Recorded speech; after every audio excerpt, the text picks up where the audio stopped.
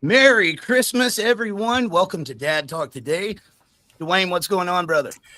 Living the dream as always. I'm getting into the festive mood. I got the sweater, the happy sweater, cat sweater on. So I'm just doing it, just taking the last few hours of work until the festivities begin. How about you?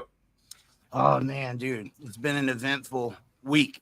I went to a Well, funeral yesterday of my uncle, and it's a celebration in a way, man. The guy had been fighting two different types of cancer, right, prostate and lung cancer, stage 4. And he just got to where he couldn't eat. He's choking on it. right, And so I got to see some family. I love anytime I get to spend with my family. I wish it was under different circumstances. right. Yeah, So we had that yesterday, and I haven't been able to promote this as much. I'm sorry about that, guys. I think you'll understand. But this this is a day right here that's also sad and a glad moment. This is my father's birthday, and 11 years ago, lost him, Dewayne. There's not a day that goes by I don't think yeah. about him. He would be 75. 75. And, Wow. yeah, dude. If there was anybody, if they said who would, if you could go past, present, or futures, who you name anybody you want that you could interview on this show, it would be him. That was my hero, man. And, Yeah. Why don't you show everybody a picture of him? Because it's about to get me, but I miss him. Yeah. I miss him. Why don't you show a picture of him? You got you and I both have it. Have our dads right there. Yep. You know what's so sad, dude, is it's one of the only pictures that I have of him. And this was at his father's funeral. And that's my brother over there. We look nothing alike. But you got the good looks. I keep that picture with me everywhere, dude. And you don't know what pictures mean to you guys until that's all you got. I promise you. Take them. You never know when you're not going to be with some of your family members again. So cherish this Christmas season. And for any of you guys that have family that you're not going to be able to see, a lot of you have kids. I've got a Christmas gift for you today. And I'm going to try to do this for as many people as we can. I'm giving over $5,000 worth of giveaways with this program. And I want to tell you guys, dude, with Dewayne, because we never stopped contact over the past year, I was just exhausted with it. Because I don't feel like we're getting any traction. I don't feel like it's getting anywhere. And it was one of those to get on. I was just super depressed until this came around. I feel like I've been rejuvenated, excited, and I have reached out to so many people that I have respect for that are way smarter than me and said, I want you to go in here, pick this apart. Mm-hmm. Dude, the reviews have been nothing but stellar.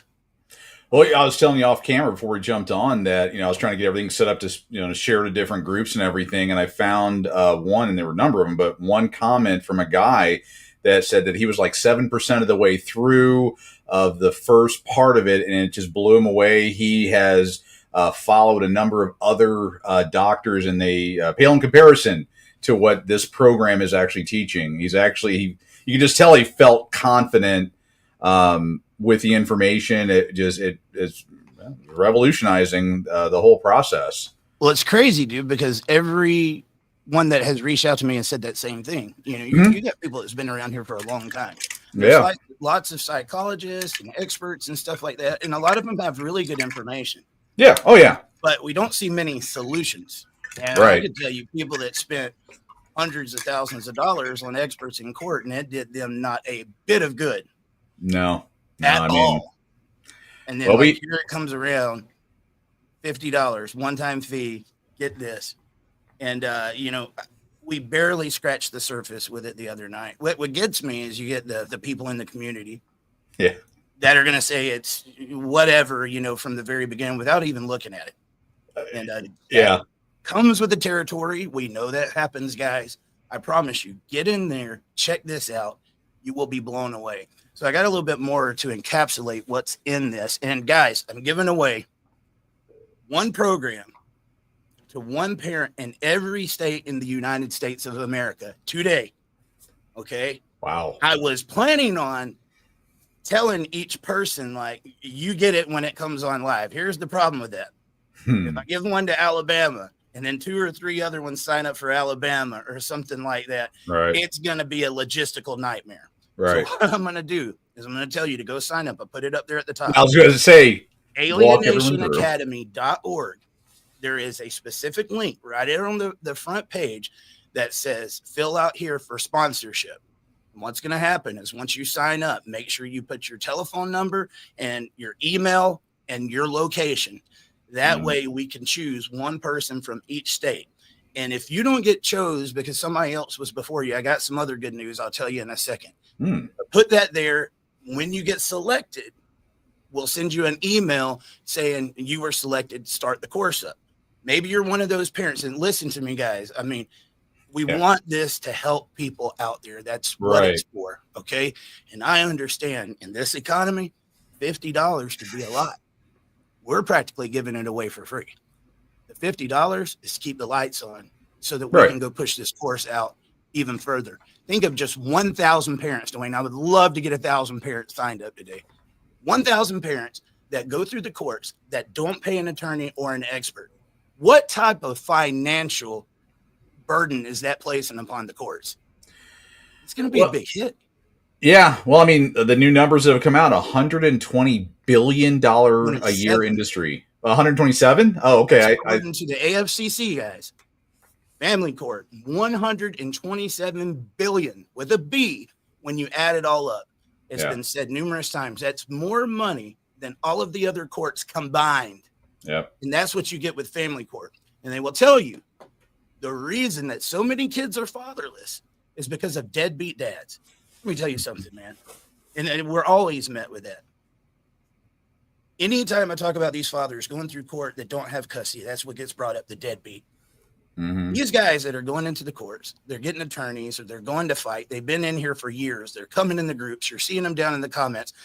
That's not a deadbeat dad. That's a guy that's met a dead end. A deadbeat dad, he doesn't care. He's not going to sign up. And for the life of me, I've never understood the deadbeat dad. His ex usually lets him get away with whatever. Right. It's the ones that actually get out there and fight and try. They get the baby mama from hell. We've all seen that meme, right? Yeah. But dude, I just think this is such an amazing thing to be able to give to you guys. I always do something on Christmas. This is my favorite one thus far. If you don't have that $50, sign up and hopefully you get chose. If you do have the $50, don't wait. Get in there. Yeah. There's a little video that they posted up at the top. This course was not made by me. It is endorsed by me. And I have been open and honest. Guys, you see something, you're concerned, you're skeptical. When they're on, put it down in the comments. So far, Dwayne, straight across the board. Yeah. It's amazing, amazing information. But they just put a video on the front of that screen that goes inside the course and shows you a little bit of what teaser. Yeah. You got 51 hours total of video that goes through this 12-week course. Also, there's 24 hours of live meetings where you're going to be able to join up twice a week. There is two-hour conversations where everybody gets together in every week and can say, hey, I'm having problems understanding this, or how do you do this, or whatever. You have that live classroom. So it's not like you just get this and it's up to you to do. You do have to do the work. There's some work involved. But there's people there to make sure if you're not understanding, they're going to guide you along the way. It'll be that weekly audit to tell you this is what you're doing, or this is what you need to do more of or less of, whatever, what it's looking like. There's 27 hours of elective that is just straight up research and knowledge that is going to be huge for you guys. And then there's 3 hours of motion walkthroughs. They will help you step by step to file your motions in courts. And there's 4 different motions you could choose from. I just can't get over the $50 is dude, all that. Give it away for free. Listen, guys, I don't like the fact that people make money off of family court at all. That's why we want to get the money out of the ones that is keeping it this way. You're talking about people that are paying tens of thousands to 20,000, 100,000, and even on up into the millions when you talk about somebody like Jeff Younger. Right. There's no cap. $50 one time, not a subscription. Yeah. Not a monthly thing. One time. I want to interrupt you here. We got lovely Linda asking, hopefully it's available in Canada soon. Eric, you want to give lovely Linda some good news? It sounds like a marketing. Wait, there's more. Wait, there's more. It's not it, but I need you guys to help push this. It is already available in Canada. It's available worldwide. Yeah. When we do this giveaway today, okay, we're giving it away to one parent in every state in the United States. That's 50 parents. But we're also giving it away to one parent in every country in the world. That includes Canada, Australia, UK, Ireland, Scotland, you name it. If you live in a different country, go sign up. And if you're selected, it's going to send you an email back saying you got this. So if you're living in another country and you want this, guys, it's been, I think, around 2,400 parents, Dewayne, that have went through this and had 100% success rate, got their kids. Wait, 100%? I'm getting all 100%. TV commercially here. Not 99, 100. They've had a handful of people that when they went through it, they said, this isn't you. You have the alienator that shows up, you know? But so far, every one of them that's went through it has done good. And here's the thing. We're a live show. You have problems, come and tell us, man. Right. I expect there to be some hiccup somewhere. So far, we just haven't had them. Right. You know, and Canada, I would say Canada used to be like the number 2 place outside of the United States that people were reaching out to us. It's still big, but Australia, dude, good Lord have mercy. The family courts up there are so screwed up, man. Can I throw something else out here? So lovely Linda from Canada, we have a comment. Now she's on YouTube. And actually Eric is streaming everywhere, but Matt, who's also in Canada, is providing some information here that it's been a huge success. He's not Canada. He's California. Oh, just for the record. Oh, Academy is available in Canada, and we've had it much is success available there. in Canada. Sorry. He's one of the guys to thank for that program, man. The donor wants to remain anonymous, but if the community would, he said we can go by John Brown. John Brown bought this for everybody. So big thank you to John Brown. Now, maybe you're another parent and you see this and you say, man, I wish I would have known about it, but I'd like to sponsor some fathers as well. Let us know, guys. I would love to be able to give away as many as possible. Again, if you're one of the ones that can afford it, it's $50 one time. Well, it also would be someone like me. It also be for someone like me. I'm out of the system. My kids are grown and all that, but I know I've been talking with Joe or Bob or somebody, and I'm like, you know what? I'm going to gift that to them so that they can, get the training that they need. You can do that. I mean, if you're too far along in your case, or you're happy with your case, and you're part of the community, and you want to give back a little bit, this is a way to do it. Yeah, man, it is. I'm so excited about this, guys. I mean, go and sign up. Make sure you use this. I mean, dude, I wish that would have been around when I started this thing. God.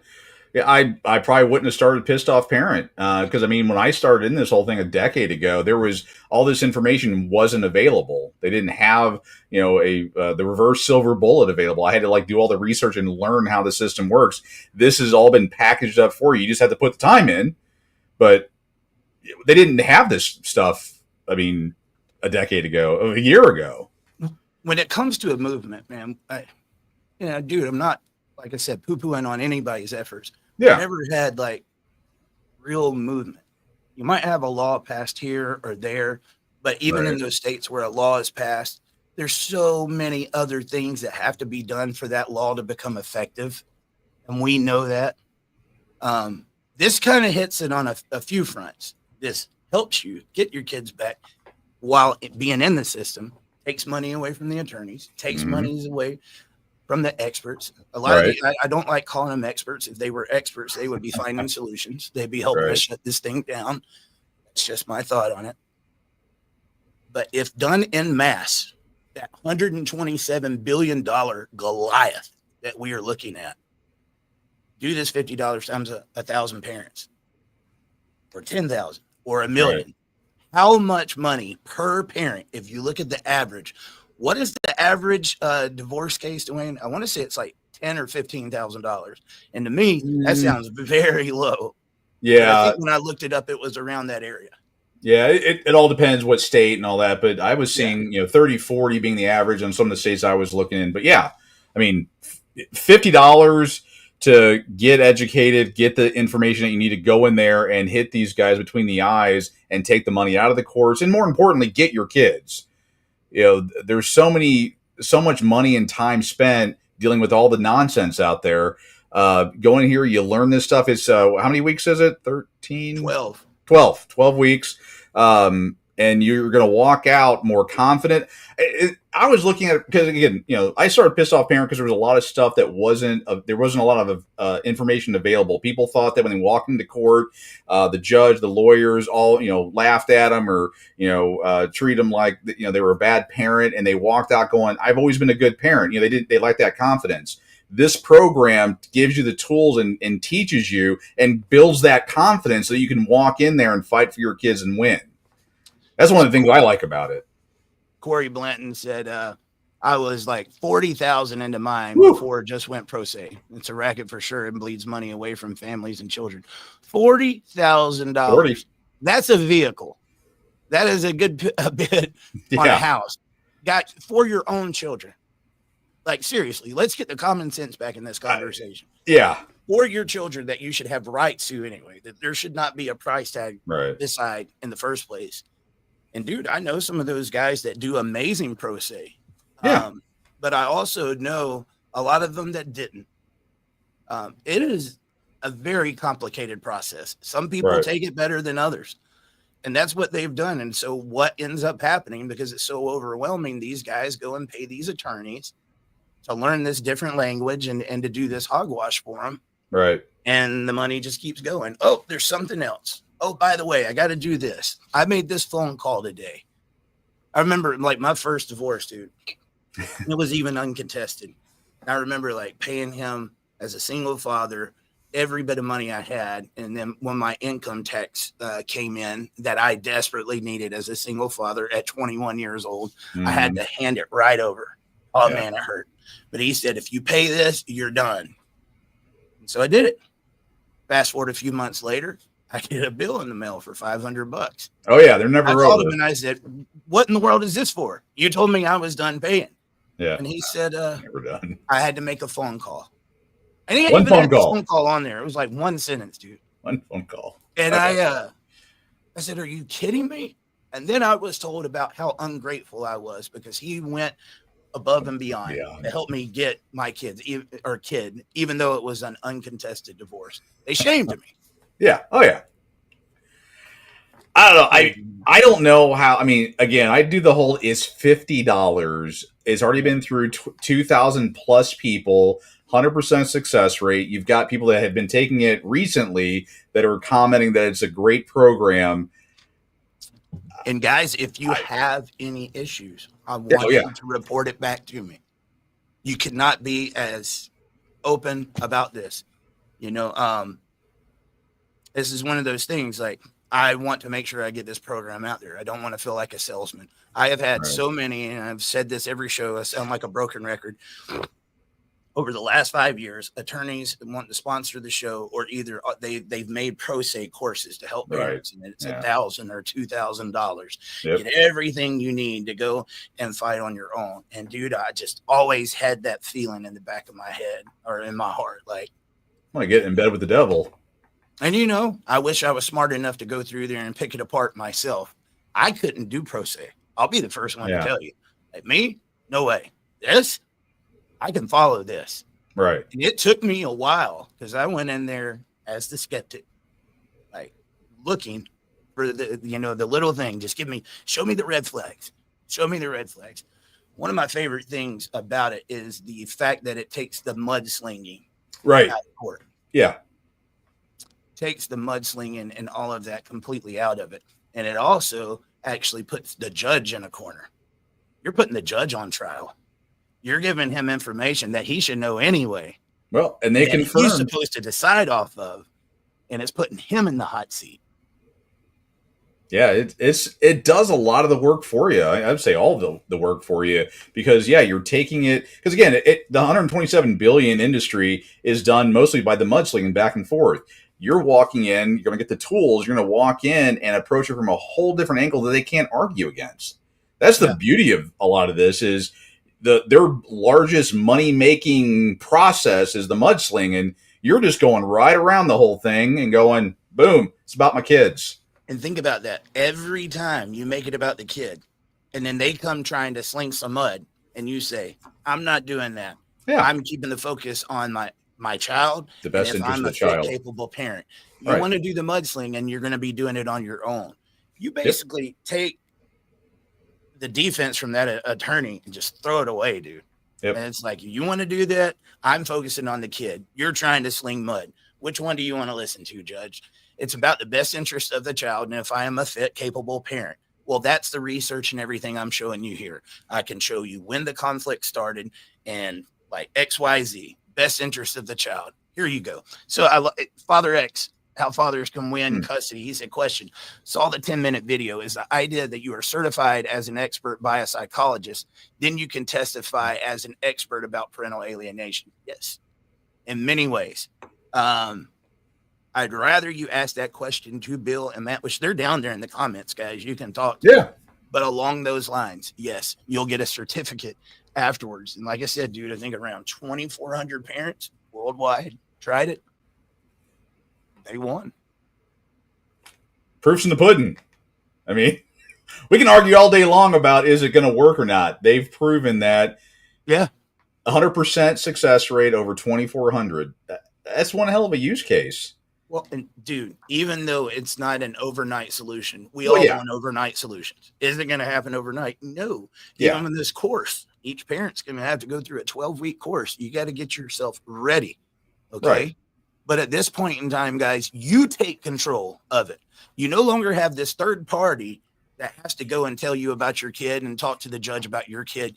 You know your kid better than anybody. Right. And you know your case better than anybody. Take control of it back. Stop shelling out the monies to these extortionists, because that's what these attorneys are. I'm going to tell you, I've gotten to the point, Dewayne, I don't trust any of them. You know, that same old cliche. Well, I know a few. Really? You think you know a few? Get in there and dig a little bit more. This is the biggest racket I've ever seen in my life, dude. Well, they all show up and they have zero knowledge of your case. They want to postpone it to get more money, and they know nothing about your case. You as the parent know the most of what's best for your kid. You know that best be with you and the other parent most times. It prepares you. It teaches you how to do that. You don't have to rely on an attorney. That was one of the things I couldn't stand. Is, I didn't know what my attorney was going to do before I fired her. What argument, I want to know what's going on, that confidence, that being prepared. And my attorney, didn't do any of those things. I mean, and I'm assuming there's lots of people out in the comments that have been in that same similar situation. This removes all that. You go through, you're going to do it at your own pace. You're going to have, how many hours of 51. Group? Yeah. Well, it's 51 hours total, and it's split in. Again, there's 24 hours of live meetings with talk video, 3 hours of helping you prepare your motions and finding out what motion to put in. You got 2 weekly meetups. There's twice a week, and they're 2 hours apiece where you can get up, ask any questions. I need help with this process or whatever. 27 hours of elective. That's just going to be information videos that are teaching you what you need to go. It's 51 hours total. It's less than $1 per hour of information. And again, it's one of those that you got to put the work in. You're going to get out of it what you put into it. But the information that you need to be successful is there. Now, they do have something that if you want the doctor to come in there and help you, you can at an extra charge. Obviously, at $50 for this course, they're not going to be able to come and do 10 or 20 hours with you a week. So if you want it, it's there, but that is completely optional. They tried to make it to where you don't need that. Right. The best case scenario is that you don't need that and you pick up on this and it's there. But it's not just, leading you out there. If you say, man, I've tried hard, I'm not getting it, I need some help, they're there for you. Right. And this is also something that this course will help with this, but they also have something to fight back against this gender ideology. Gender transitioning for kids. That was one of the first things that caught my ears, Dewayne, because so far I don't know of a single parent. I'm just going to say father. Because so far we don't hear about it on the other end. Let's get out of the way. I haven't heard from a single father that went through the system fighting against this gender transitioning stuff that was able to win. Right. So we don't have a roadmap. We don't have any of that. Bill does. And so I'm wanting to, and I think I have a father that's about to be going through this with Bill. Been on Dad Talk before. And when he goes through, I'm going to report back to you. I'm going to get him on here to report to you. Right. Because, I mean, it's kind of a new phenomenon, dude. We haven't seen anything like that. I mean, we've seen it now, but in the court, a year ago, and attorneys, they've never had to fight against stuff like this. Oh, it's perfect. Yeah. It's going to become the new silver bullet. It is the new silver bullet. Because if they tell you that your kid is trans and you don't agree with it and you don't go along, you lose custody. And we all know what's happening. I mean, we all know that's exactly what's happening out there. Wanted to wish Pat Merry Christmas, and I will totally agree with Todd. Fail to prepare to fail. Wise words. Mr. Way Up said flat fee attorneys are the biggest scammers. They start off in bad faith, knowing what's ahead. Absolutely, dude. And most of them, they give you a retainer, and so it gives these parents this idea that this is what it's going to cost. No, dude, that's just to get them signed up and started, and then you need to find out their hourly fee and everything that comes after that. Another thing that these guys are offering is that your attorney can come do the course with you. Personally, if you want to pay for your attorney to go do this course to fight for you, right? Why the hell do you have an attorney? I'm just saying, but it's there. It's there if the attorneys want to learn it. Maybe you're an attorney that does want to do the right thing. Oh, you do want to learn. Maybe it's for you. I want to believe that there can be some good attorneys out there, Dewayne. And I know many of them. There are some. A lot of the ones that are good in heart and really do want to help, they end up alcoholics. Oh yeah. I mean, we've talked about that. I don't know how many times. Yeah, I mean, there are good attorneys, I think there are more attorneys that start out good than get pulled in because they see just the absolute cesspool that family court is, and it destroys their soul. But then they, if they're trying to be honorable, they find out they're losing every court case. They're not making any money because they're not winning. And they see, they're driving the Pinto, the crappy car, and then their opponent, that law firm, they're making billions of dollars. And they're like, well, what are they doing? Oh, well, they're using the system. That's what they're doing. And, they eventually say, hey, you know what? I can either be poor and do the right thing, or I can be rich and do the wrong thing. And they go that route. It happens. Good question, Father X. You said when they say had 100% success rate for 2,400 cases, is that 50-50 custody for 2,400 cases, or sometimes primary custody? Primarily, I think it's for primary, because what they show is this is the psychological abuse that the child is going through. Now, they also have something that suggests to the judges, like, this needs to be done in order to reunite that parent with their child. But as of right now, it is damaging this relationship, and they call it for what it is. It's abuse. Right. Using a child by keeping them away from a loving parent. Yeah, I remember the doctor mentioning on earth to do that to someone, man. You can dislike that parent all you want to. You can disagree with that parent all you want to. But to completely cut them out of the child's life, there is no reason for that, Dewayne, outside of physical or sexual abuse. Right. There's no cause for it, man.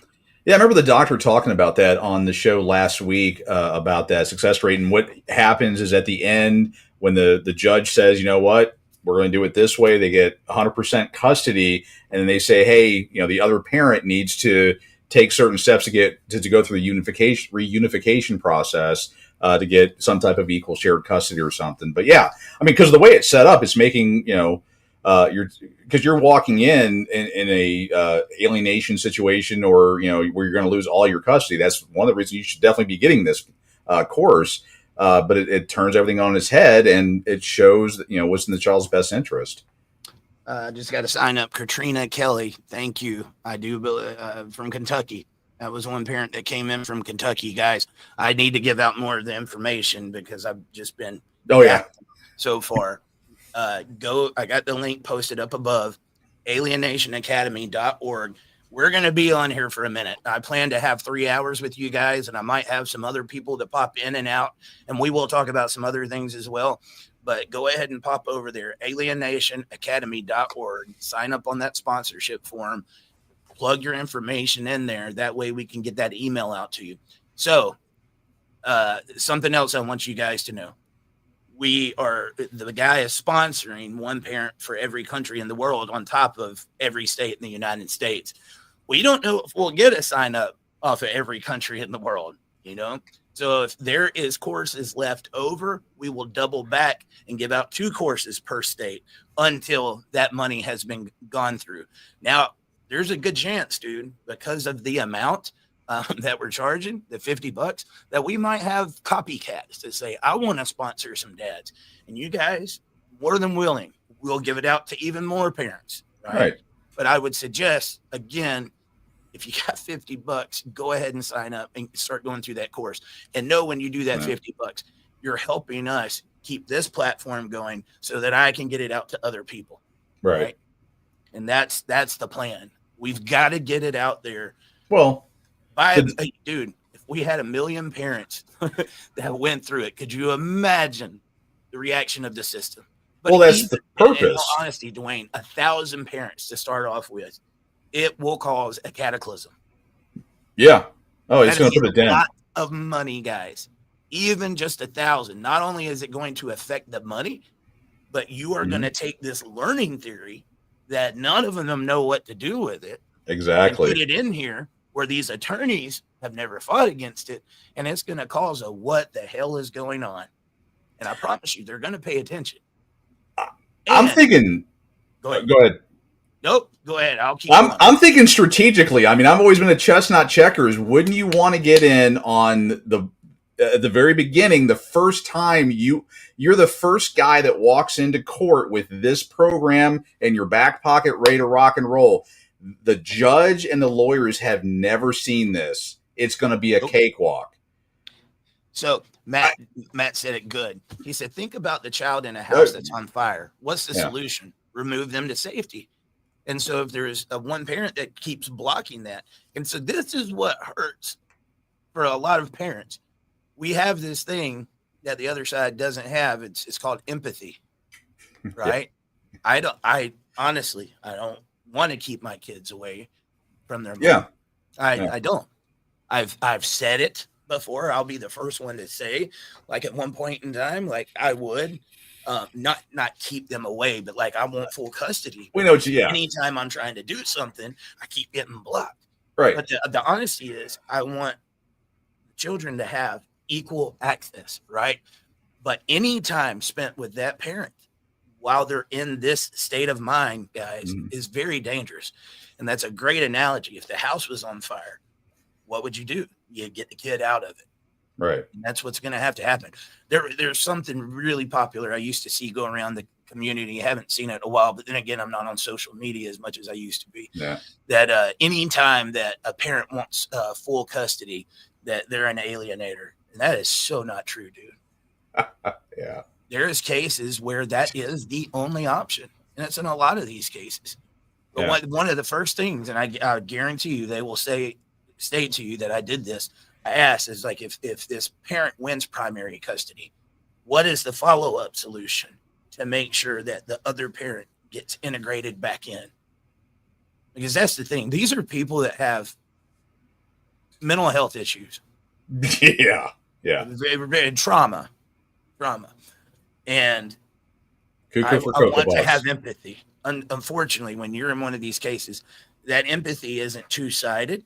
Right. And their solution is to cut you completely out. You're over there. I don't want to do to them what they're doing to me. Unfortunately, if you want to get out of the situation that you're in right now, whether it's temporary or what, pull the kid out the fire. Yeah. Well, I'm thinking, and the doc's in here, and hopefully they can weigh in on it. So, you're going through an alienation situation. The other parent is, trying to take your child away from you 100% of the time. When you're going through the evaluation period, because you do a questionnaire, a pretty lengthy questionnaire that evaluates you as a parent, and the program has turned people away because it turned out they were the bad one. But I'm assuming some of the questions in there, talk to that if you get the primary, when you win, will you have that empathy? Will you say, hey, you know what? We've got the kid out of the fire now. Let's go ahead and do the reunification. And that parents is based on the answers is going to be open to doing that. They're able, they're in a good headspace to do it. Yeah. So, well, I mean, if we want to go to one of the extreme examples, Glenn Terry completely cut out of the child's life. Yeah. Finds out he's going to get custody, and she kills his child. Yep.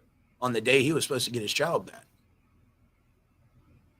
And guys, when we're talking about filicide, that is a very big issue in the United States right now, and it happens on both sides. Oh yeah. Oh, I report on both. Courts get these parents hating each other, and let's be honest: if you're going to family court in the first place, 9 times out of 10, it's because you're not thinking so highly of that person anymore. Right. I see the cases where mom and dad can get along and even talk and give each other a hug afterwards, and I wish you well. That's rare. I think that would be much more common if not for these damn courts. Oh, yeah, 100%. I mean, you look at the data, it's obvious that if we got these damn courts out of it, we'd have parents that could both be adults and do the right thing for their children. But no, these courts invite the conflict for money. I mean, that's how I got the $127 billion. They invite the trouble, they invite the conflict, and it's all about money. And they turn one parent into a little psycho to do whatever they can in order to win custody. They want to win at that point. I mean, my thing, dude, like, let me get my time, bring the kid back, and that's it. We don't have to talk. We don't have to be best friends or anything. Just let me have my time, and that's it. I wish it worked that way in a perfect world. Yeah. Anyway, lovely Linda said, got some ex-ma's blessings. After 12 years on and off alienations, my sons, 13 and 11 years old, have been placed in my son's care. Mother on the run for child abuse. Court in January to be granted custody. Thanks, guys. Right. And I love hearing these. I mean, but there's a lot of unfortunate, news in that at the same time. Yeah. Those kids are the ones that really pay the consequence. They really are, man. And kids have so much on their shoulders right now without going through all of this. That's the sad thing about it. But I'm glad that your son is getting the relief that he's needed. Thank you for sharing that. I know we can't probably talk about in too detail the events that happened last week at the school, but they're uncovering the stuff that we've known all along. I know some about it. Yeah. Can you enlighten everybody on it? Well, on the channels that we're on, if I say anything on there, but there was an event, last week where it's news. You're talking news. It's news, yeah. To be protected. Kid went in, killed a bunch of kids. They were going back through the history. Actually, I'm trying to think. Someone did a really good breakdown of the information because they've been digging into it. And the parents, the parents had been divorced, had custody. Everything was kind of okay there. It was actually split, and then things changed a bit. And then it's just that damage to those kids through a divorce, like it or not, there is damage there. And very damaging. Yeah, and unfortunately, that's happening, as you all too well know, happens more and more and more, and it's horrible. We've got to figure out ways to get the family court out of the whole process. If mom and dad, for whatever reason, can't get along, we got to make it to where they can raise that kid, because the kid's the most important thing. Keep it from being a battlefield. Yeah. You get this. You guys don't do well communicating with each other. So here's your schedule. Go by it. Right. They can make it simple. They could decrease the conflict if they wanted to. You don't want to decrease the conflict. That $127 billion, I can guarantee you they love that. And you know what, guys? Why don't we go pass some legislation? Over half of those politicians are attorneys that get a slice of that pie. Yeah. So we'll tell them for Christmas, we're taking away that slice of pie and see how much they want to be there for you. Well, that was one of the reasons that the doctors had is offering it for $50 is to get the numbers that are needed. I mean, the individual, if 5 people bought the program across the country, across the world or whatever, it'd be great because they would get their kids back from using the program. They do it right and, do what's needed. But in order to make the change that we need on that huge scale, it needs to be numbers. Well, that's why they came to me. That's why I came to you and said, "Hey, you know what? You talked about it last week and before, but just for the crowd out there, they'd been watching Eric for a while." Yeah. Matt and them told me once we got off, they was like, "We didn't know how much you wanted us to say of that, but they was like, we had our eyes on you." They were stalking them. While. I wanted them to, man, because that made me feel good. And then the more I get to know them and hear how like they don't believe it's going to happen politically either, and like. We're eye to eye, kind of where we are in the battle together. We really align with each other. And I think this is one I've always said, dude, in order to get change in these courts, you got to hit them in the pocketbook. Hit them in the pocketbook, show them that business is going away. And that's when they're going to start paying attention. Again, when over half of your legislators are attorneys, what do you and expect? That pie gets taken away, they're probably going to want to talk to you. They'll probably want to talk to you and see what they can come up with. Unfortunately, at that point, when that pie starts getting taken away, the only time they're going to want to listen to anything you got to say is if there's some incentive in there. Give me back some of my pie, man. Right. They want to find a way to do it. All away. We don't have any dessert. Need a little something. Do we want to? Yeah. Do we want to bring it back? So many other ways to make money, dude. And that's Definitely. It. I mean, with the doctor, dude, he's 75 years old. He wants to see it happen and make sure that this is in the hands of people right? That need it and can do it before he's gone. That was his life work. And I am honored to be a part of it, man. Such a smart guy. I'm going to do like a rinse and repeat. Daniel Nunez, I guess he just recently joined. He said, can we talk about the class and what, if any, scholarships are available? Dude, there's plenty of scholarships, guys. But again, if you're on the broadcast right now, you should be able to go on another tab, okay? AlienationAcademy.org. It's scrolling right here at the top. Sign up now, AlienationAcademy.org. When you get on there, you know what? Do one even better, Dewayne. Let me just pull it up. Let's bottom shelf this, yeah. Yeah. While he's doing that and trying to multitask, Eric has received an anonymous donor. I think we're calling him John Brown, who is sponsoring basically a free program giveaway when you sign up for one person in every state and then one program in every country. Yep. So all you got to do is go to that link and I'll have Eric all right. finish the spiel. Unfortunately, because of the layout of the video, I had to do that to be on Instagram and stuff. You can't see it as good, guys, but this is it, AlienationAcademy.org. Down here at the bottom, you see something that says scholarship application. Go on there. I'll click on it.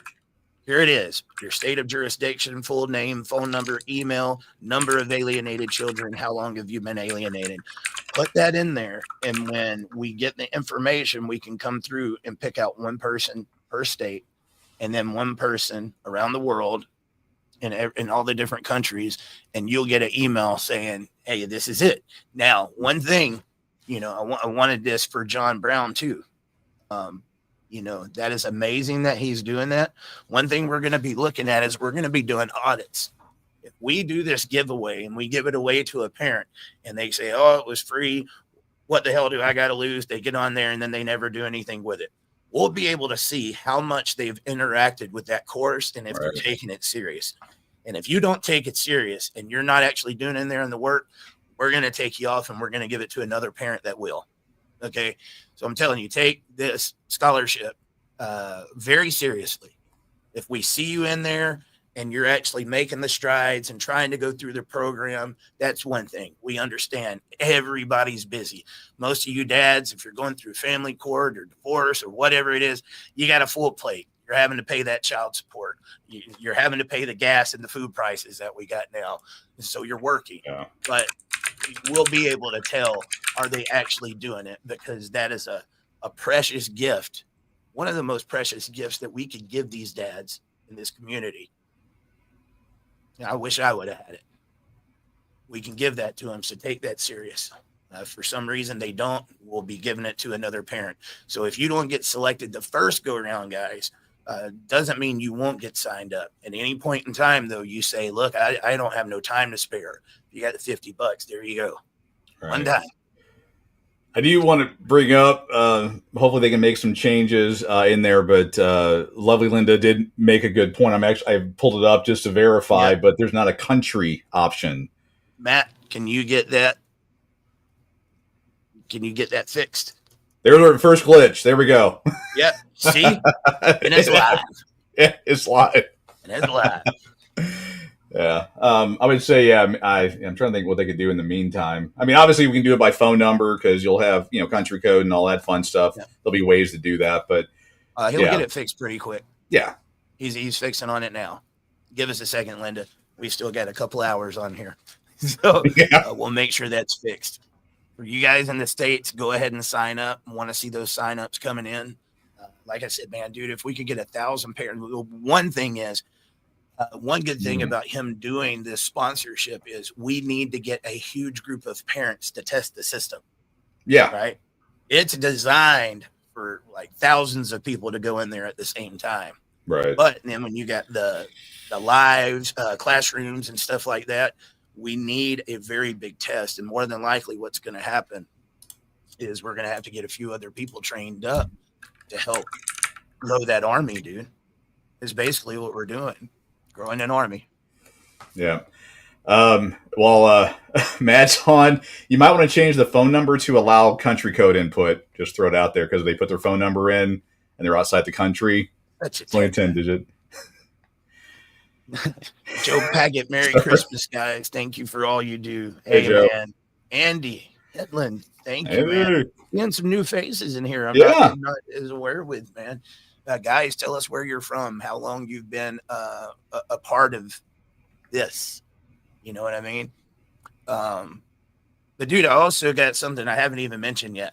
Any deer hunters? Do we have any deer hunters in here? I mean, me. Well, we have a father that's been in the community for a long time, family court advocate. He makes archery equipment, and he's got a bunch of stuff around his warehouse.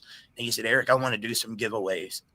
And, so if you are into hunting and would like to get some archery stuff, look what I'm going to do. It's like Dave's a hunter. He's down there in the comments on Facebook. Dave Murray. Dave Murray. Oh, hey, Dave. Reply to his comment and let him know that you want to get some of that stuff, and he'll get your address and he'll send it back. But that's how you enter. You don't even have to wait on me. However many people get down there and comment on that with Dave Murray, and you are a winner as long as you get there in time. But he's got some really cool stuff, dude. And he makes crossbow bolts and stuff that are badasses. Really? Vital limits. Oh, yeah. Oh, yeah, dude. It's cool to see, like, the people that we have in this community, man. Oh, yeah. Like, there's, just a random giveaway for Christmas. Guys, do me a favor, though, because it never fails. Your scholarship and sponsorship application is on alienationacademy.org. I am not going to be commenting on your comments telling you to sign up anywhere else, or and if it does happen, no, it's not me.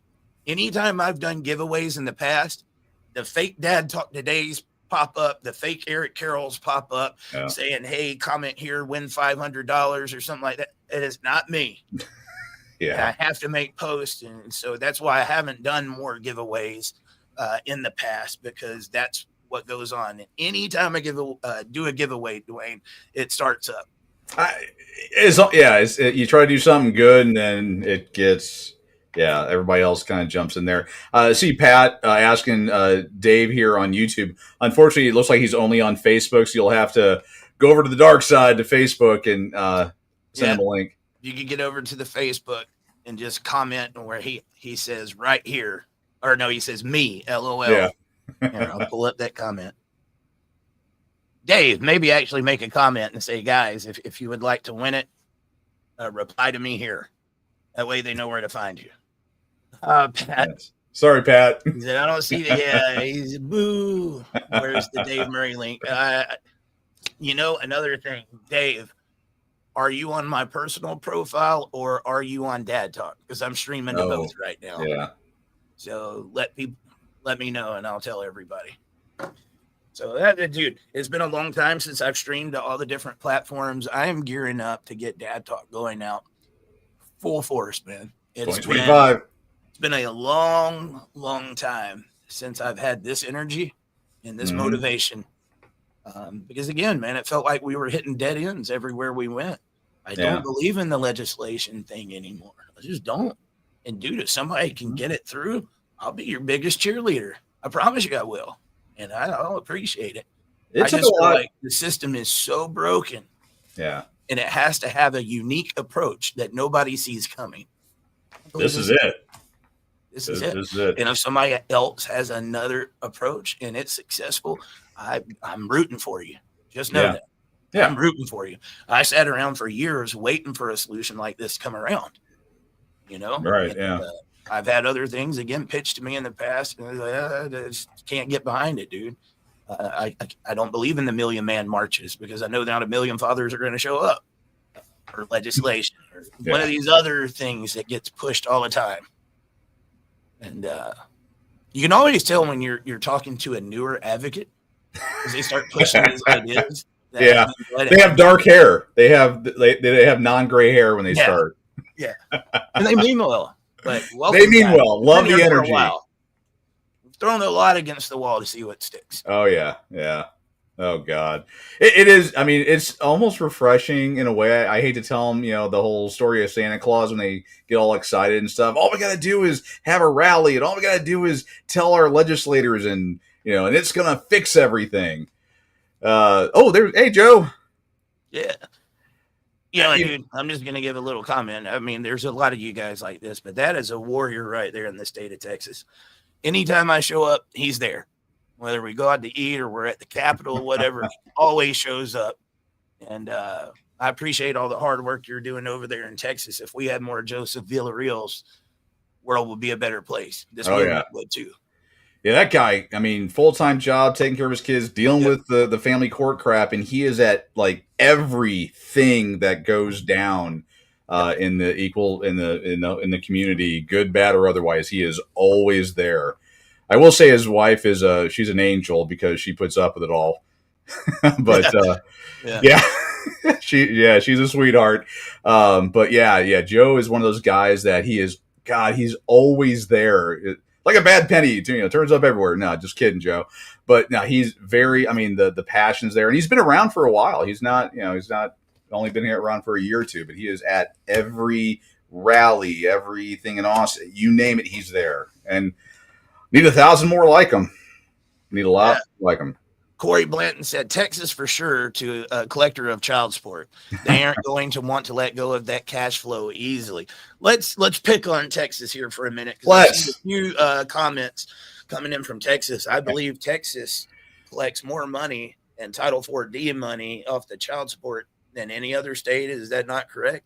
Hands down by millions of dollars. Yeah, it's not even close. If you go to Piss Off Parent and look at the numbers, it's not even, I mean, it's a joke. Texas, hands down. And if you go to the Texas part of the page, you'll see a post that, from one of our reps saying that we couldn't pass our state budget without child support funds. That's how hard it is. That's why this program, the 29 million Texans, they should be buying this program because as far as waiting for legislation to happen, I could talk hours about that alone. Joe's right. It's going to be a hard fought thing to get that through. But if you get this program, study it, go in, fight, win, that's a whole other avenue right there. I mean, dude, it's the best thing I know of. Right. It helps you in the meantime, but also we've always said the number one reason for this is the money. It takes the money out. Yeah. It gives $50 to Dad Talk Today and these guys. Yeah. Oh yeah. Yeah. That's so much money. Yeah. He's making money off of parents. Yes, I am. $50 split between all these guys to keep the lights on. Yeah. Transparency. Yeah, if you want to, yeah, check out how much it costs to do the website, the streaming, the keep the lights on, and all that fun stuff. Yeah, trade any day of the week. Oh gosh, yeah, I know. Wow. Oh, hey, there's Jason on. Jason.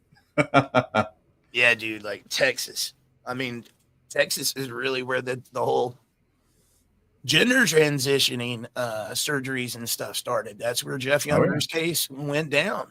Yep. And, you know, people think red Texas Cowboys, and they're not going to put up with stuff like this. Dude, Texas is so crooked. I've been up to the Capitol there in Austin numerous times, and they have this organization called the Family Law Foundation.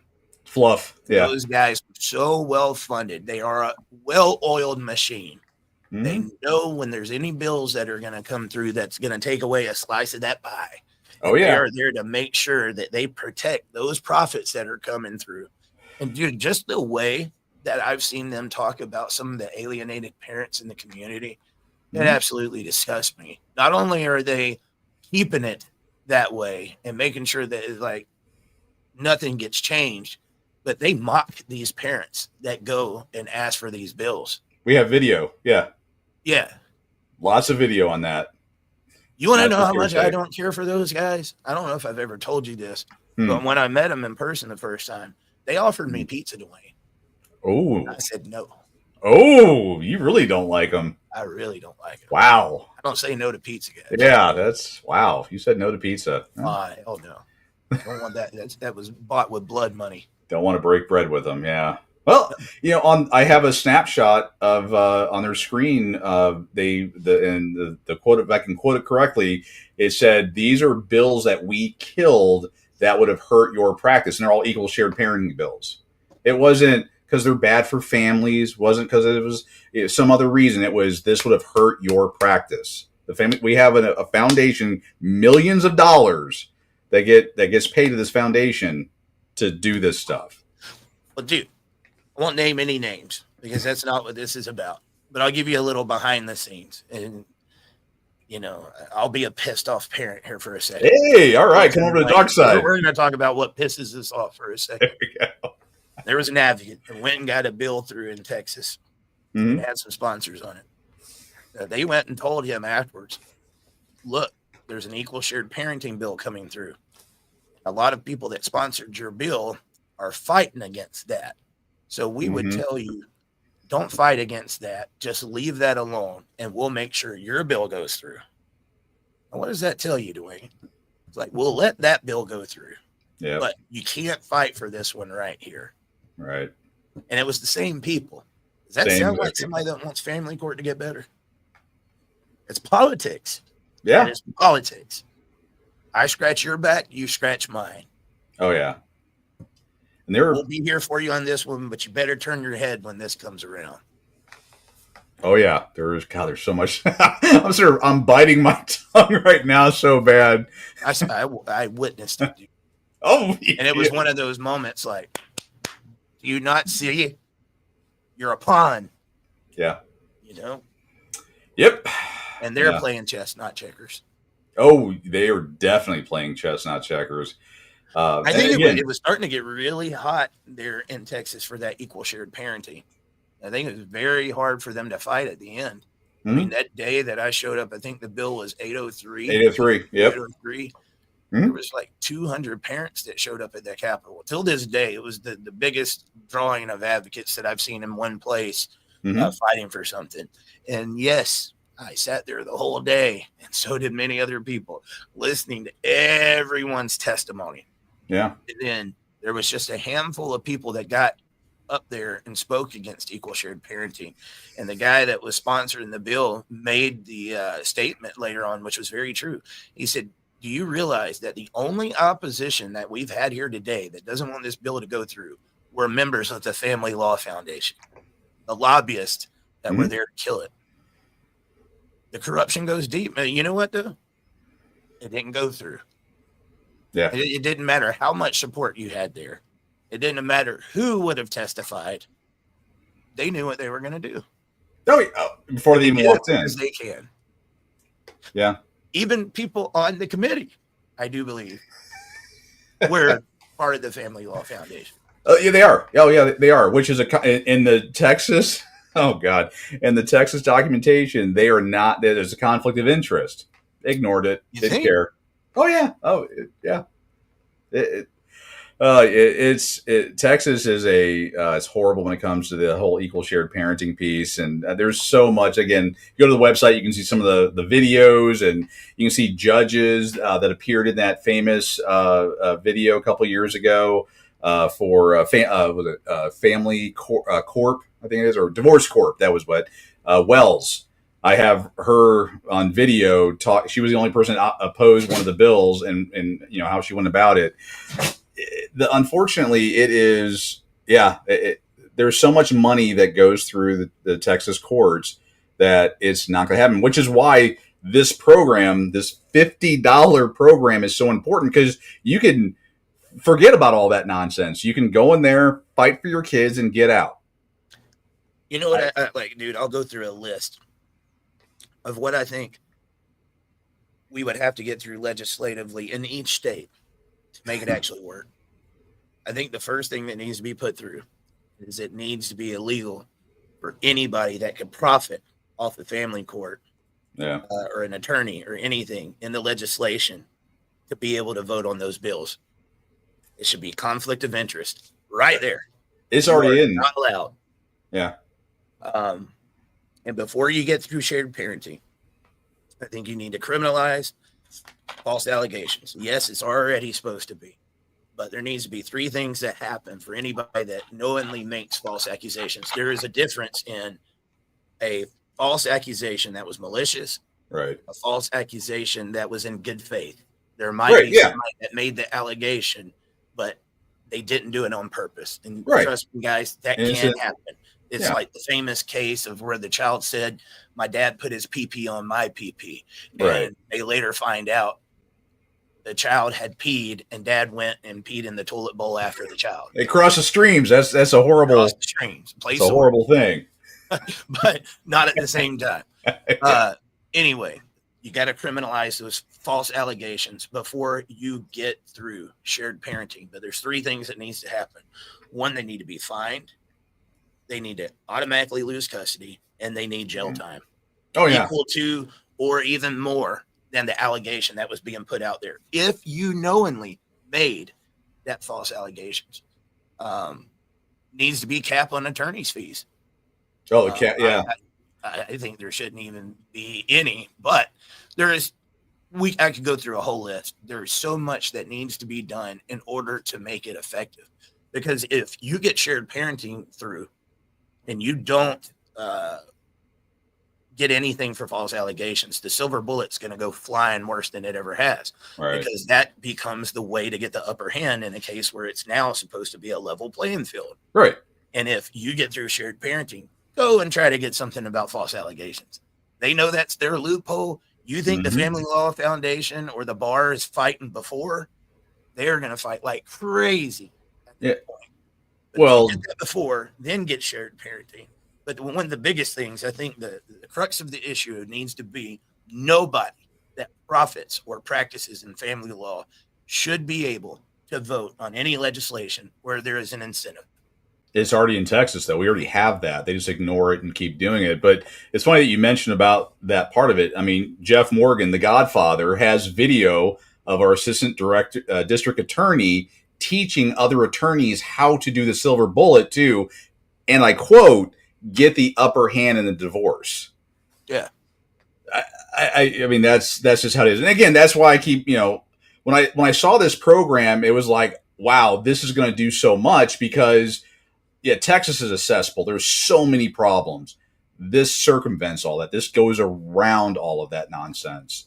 And you can fight and get your kids, and you're not going to go broke paying an attorney. You're going to blow $50, learn this stuff, go in and win. I'm surprised more people don't talk about this. It's like the number one thing in the movement's been equal shared parenting for years. Guilty. It Yeah. just needs to be equal parenting. You should have equal rights before you go into court. Right. After you prove a paternity test.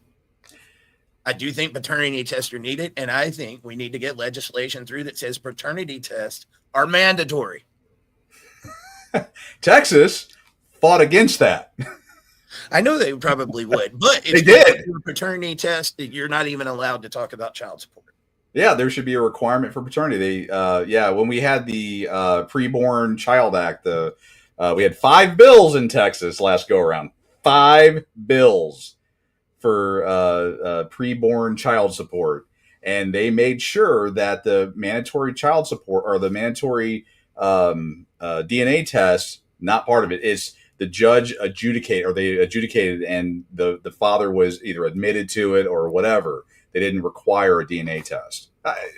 Yeah, that's just how crazy our system is. And was it Rubio? He's putting forth a bill federally to do the preborn child support. Pennsylvania. It was him and another senator. Yeah, I forget one. Was it John Thune? I can't remember, dude. But it was another one, and the Republicans had that on one of their top priorities, guys, to get passed, in each state. Yeah. Surprisingly, in the state of Texas. And I only say this, not to get involved in politics. It's very popular for advocates to think the right is the one that's going to protect these rights because they're supposed to be a nuclear family and pro-father. And many times there's some truth to it. It was a Democrat that got that squashed in Texas. That was a beautiful thing. I was freaking out because up until then, on the 5 bills, it was sailing through. And what was funny was the primary person, I can't remember his name, Leach, Rep Leach, who was buddies with one of the larger groups here in Texas, just said this is what we're doing because of the money. But we had a Democrat who has caused a lot of issues. He actually killed it. And all the video is available on the website or on the app. And it was something else. But what's crazy about how people aren't fighting, because I followed this really closely, obviously, and we had 7 people argue against it, submit comments to say, hey, this is not right or whatever. 7 people out of 29 million Texans. But thankfully we had a Democrat. I mean, I'm trying to remember. There's so many, I need to pull it up on my own website and check it out. But we had a Democrat kill the bill. And it was great how they did it. It was actually pretty hilarious if you get a chance to watch it. Yeah, it was. But I mean, my thought was, did he do this because he knew the negative consequences, or did he do this because it was a Democrat that didn't want a Republican bill going through? Was it politics or was it thought out? Because all he did was run the timer out. No, he did a point of order. Yeah, because he was talking with Leach. The video is great, but I saw it. It's been a while. Yeah, Leach was using a word, and then the Democrat came up and said, "Now you're talking about this, right?" And he's, yeah. He goes, "Oh, that's a problem." And then everyone just made this, and everyone started laughing in the entire place, and they killed the bill. Oh God, it's on my website. There's just so much on there. I forget some of this stuff. Yeah, go to Texas. Anyways, it's somewhere in there. I don't want to take time away, but yeah, it's all political theatrics. And I mean, yeah, we don't know. Was it? Yeah, did he actually go? You know what? It's probably wrong that we're doing this, and it is wrong. Or was it political theater? Was it like, you know what? I'm going to get one over on the Republicans, and let's continue fighting. I don't care either way. Yeah, because it did what it needed to do. At the same time, very rarely are you going to get them to pass anything that is in the best interest of the kid. Oh yeah, it's always going to be about the best interest of the courts. So this is one time I think political theater helped. Oh yeah, it's not the only state trying to get that through, guys. And I can tell you, it's crickets when I talk about it on Dad Talk. Me and Dewayne have done it numerous times. I mean, literal crickets. And if that would have went through, that extra 9 months of child support that all these guys would have been responsible for, and their ex not even having to get a paternity test, there would have been guys literally screaming to their rooftops. And that's one of those cases where Now you're reacting. Does you no good. We needed you to get proactive. And that's not one of those things. I think you need to go down to the Capitol and picket, Right. do signs outside and protest and stuff like that. You just need to let people know about it because it's common sense what this thing is about to do to us, right? And they get this stuff through because they do it under the radar. Oh yeah. Yeah. And they get this stuff through because they can. Oh yeah. You know, I went and tagged the guy from Dad Talk. I wanted him to see that 500,000 followers. I just tagged you. I called you out. I see what you're doing with that bill. I've talked to many of your colleagues. I'm respected by many of your colleagues, and I want them to know that you're trash. And I see what you're doing. Like, dude, he was so upset when that thing got squashed. Dude, he was cussing. He was. The video is great. Yeah, you have to go see it. The video was it was great. I watched it on repeat and just laughed every time I watched it. It was like Christmas all over again. But the thing is, you had people like me reporting on it because, like Indiana, they had passed that years ago. The attorneys were fighting against it after they had implemented because it was so bad. Because what would happen was it was anything that they needed. So it could be care for the mother after the child, but no time limit. So she could go and say, I had postpartum depression and have that for the next 10 years, and you're paying for it.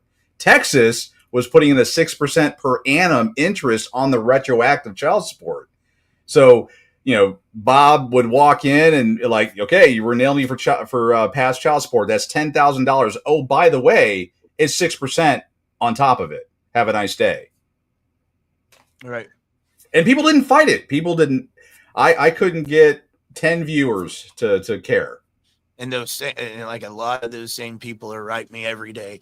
I know what to do. This is what you need to do. Oh God. I've never understood that either. If you're an advocate, you know what to do and you've got the ideas. Why are you telling me? Yeah. Do it. Do it. I've got enough ideas on my plate and I got enough, on my to-do list. But just even getting somebody to call up. And I mean, at that point, it would have been really, really hard to fight it, dude. That was a miracle that the guy did what he did. And like I've said, dude, there was legislation that did go through in Florida. And when good stuff goes through, I'll do a hand clap. But that Good Dad Act that went on in Florida where dads get equal custody of their kids without a court fight, as long as he proves paternity. Guys, that went through last year alongside of shared parenting and removal of lifetime alimony. There was 3 bills that went through. That's when you start seeing a little movement. And I'll even say, even with all that, they got to address them false allegations.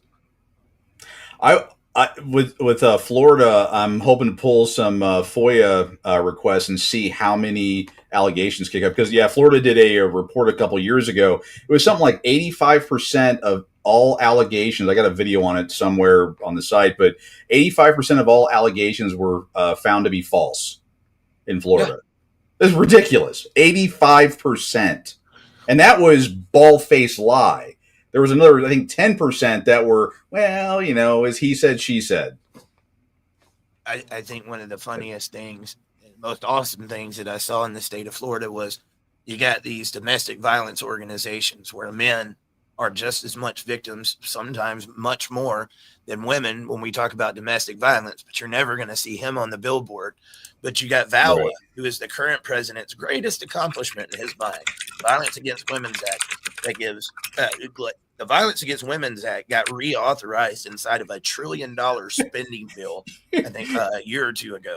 You're going to light me up. Unlimited money for these domestic violence organizations who, the reason I bring up, are behind a lot of the reasons why these false allegations are as big as they are. Yeah. But long way of saying, there was a domestic violence organization down in Florida that was getting that funding. Mm-hmm.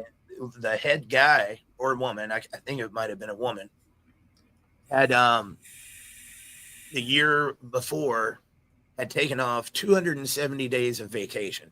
Got paid very well during that time too. Yeah. 270 days. And then on the second year, got 400 days of vacation. Now, guys, you talk about the math not mathing. How do you get 400 days in a year? There's not. Yeah. So they got caught. Their hand was in the cookie jar. And the Right. Santas went and investigated them. And they had gotten millions of dollars of VAWA money. They got shut down and had to pay that money back. I wonder if they ever will. I haven't followed up on that one, but yeah, I remember that going down. Yeah, dude. I have no idea. But that's just one. Like, how many other places are there just like that, Dewayne, out there that we don't know about right now? Oh, all over the place. Oh, yeah. And that's why it's important, one, to support Dad Talk today, become a member, do the stars, do all the other fun stuff, because Eric, you're revitalized. You did it before, you're revitalized now. This is stuff that is right for you to start reporting on. I don't want it to go away. The biggest thing is, dude, right now you're having a course gave away to you. If you go and fill that up, obviously we're not going to be able to do that all the time, but go sign like up, $50. guys. I would love to see and make sure that this thing is getting lit up, get those emails through, and fill out that sponsorship application. And I'll tell you, just like we told the lady earlier, and she came back and said, hey, I don't see country. If you see a mistake or there's anything on there that needs to be added, report to us live, man, and we will get it taken care of. Yeah, he fixed it too immediately. Let me see if it's... Is it fixed on there? Let me refresh real quick. Awesome, dude. Not seeing it. I may need to clear my cache and redo it, but yeah. I personally think country kind of statement that is dishonest in courts, she gets jail time for the crime. Yes. Like I said, man, there's one thing to make a mistake, but there is another to make a malicious allegation that has severe consequences. Look, man, I don't think there's anything you could be accused of more brutal than sexually or physically harming a child. Right. Even for people in prison, when these sex offenders go in prison, a lot of time the prisoners take care of them. They take care of business. No place in hell for somebody that does that. But you're talking about 85% of the time, around that, these guys are getting accused that it was not true. But because of what they've been accused of, that person's life would never be the same again. Ever.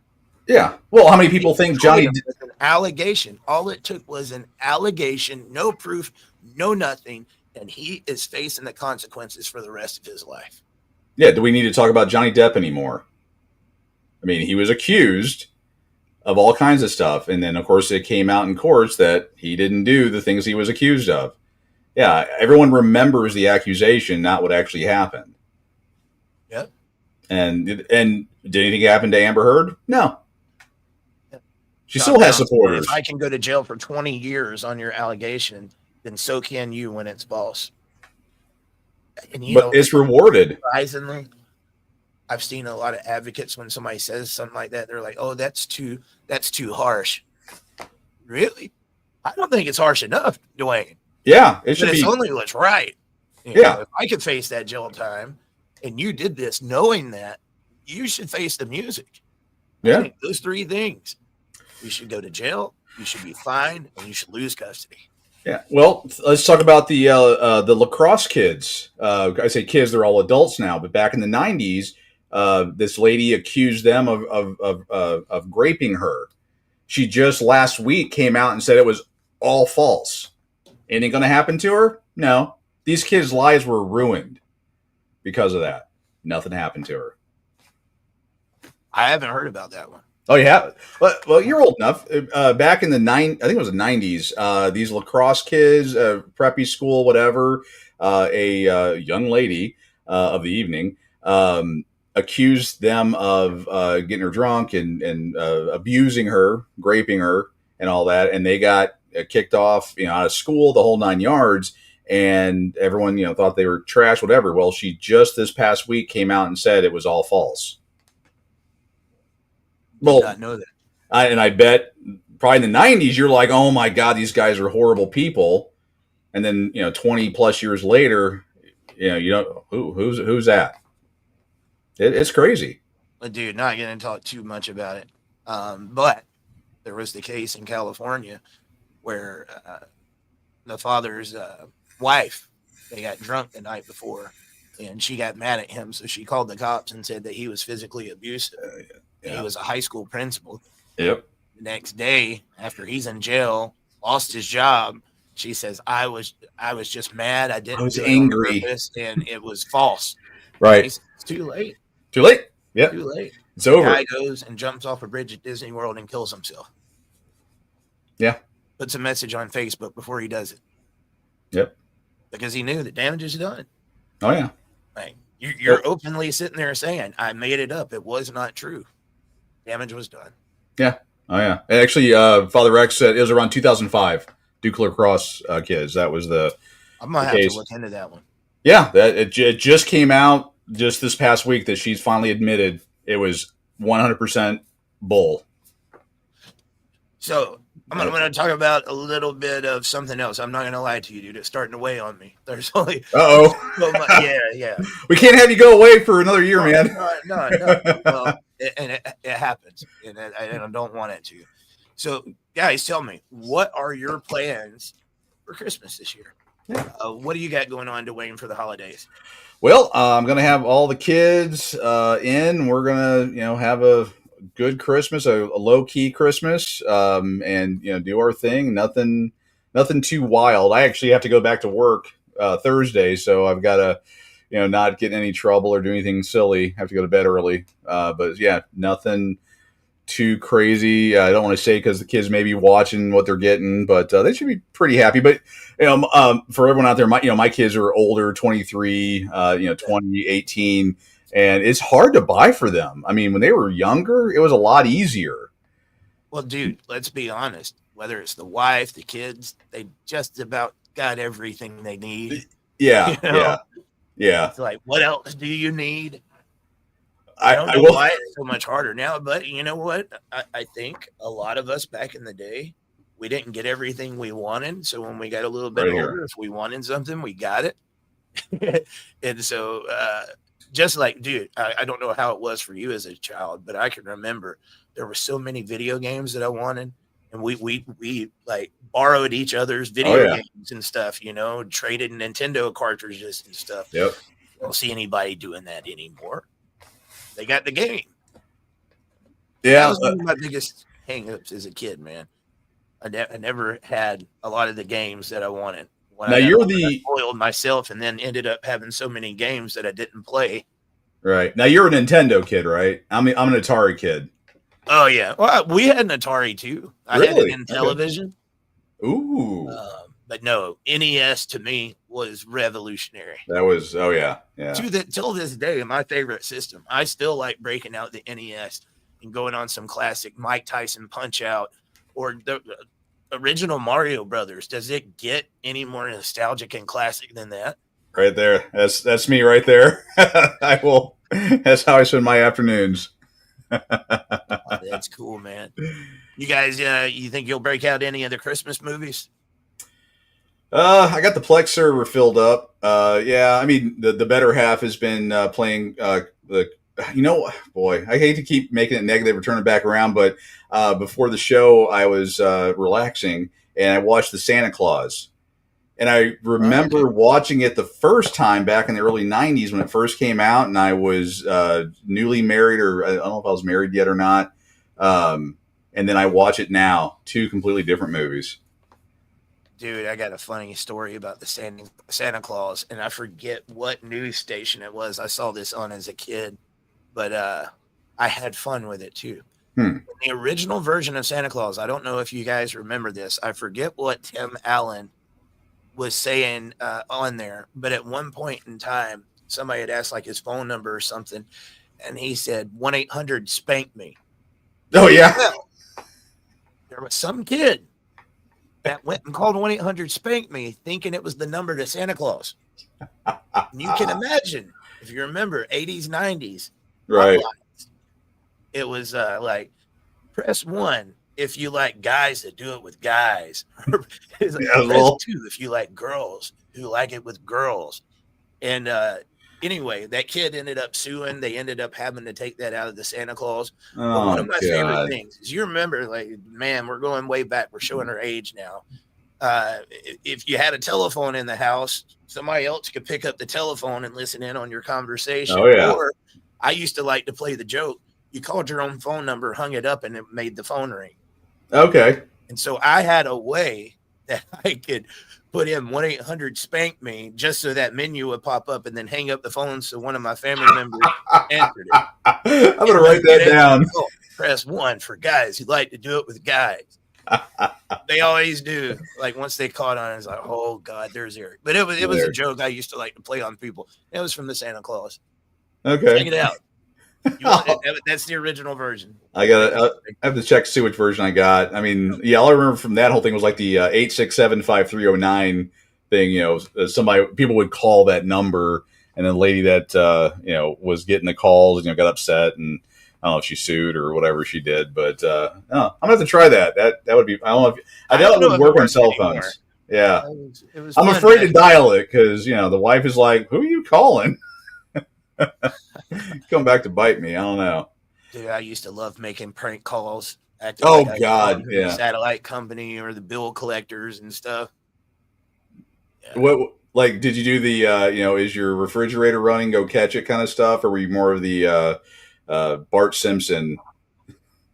So there was more. I'd say more along the lines of Bart, but probably a little bit more sinister.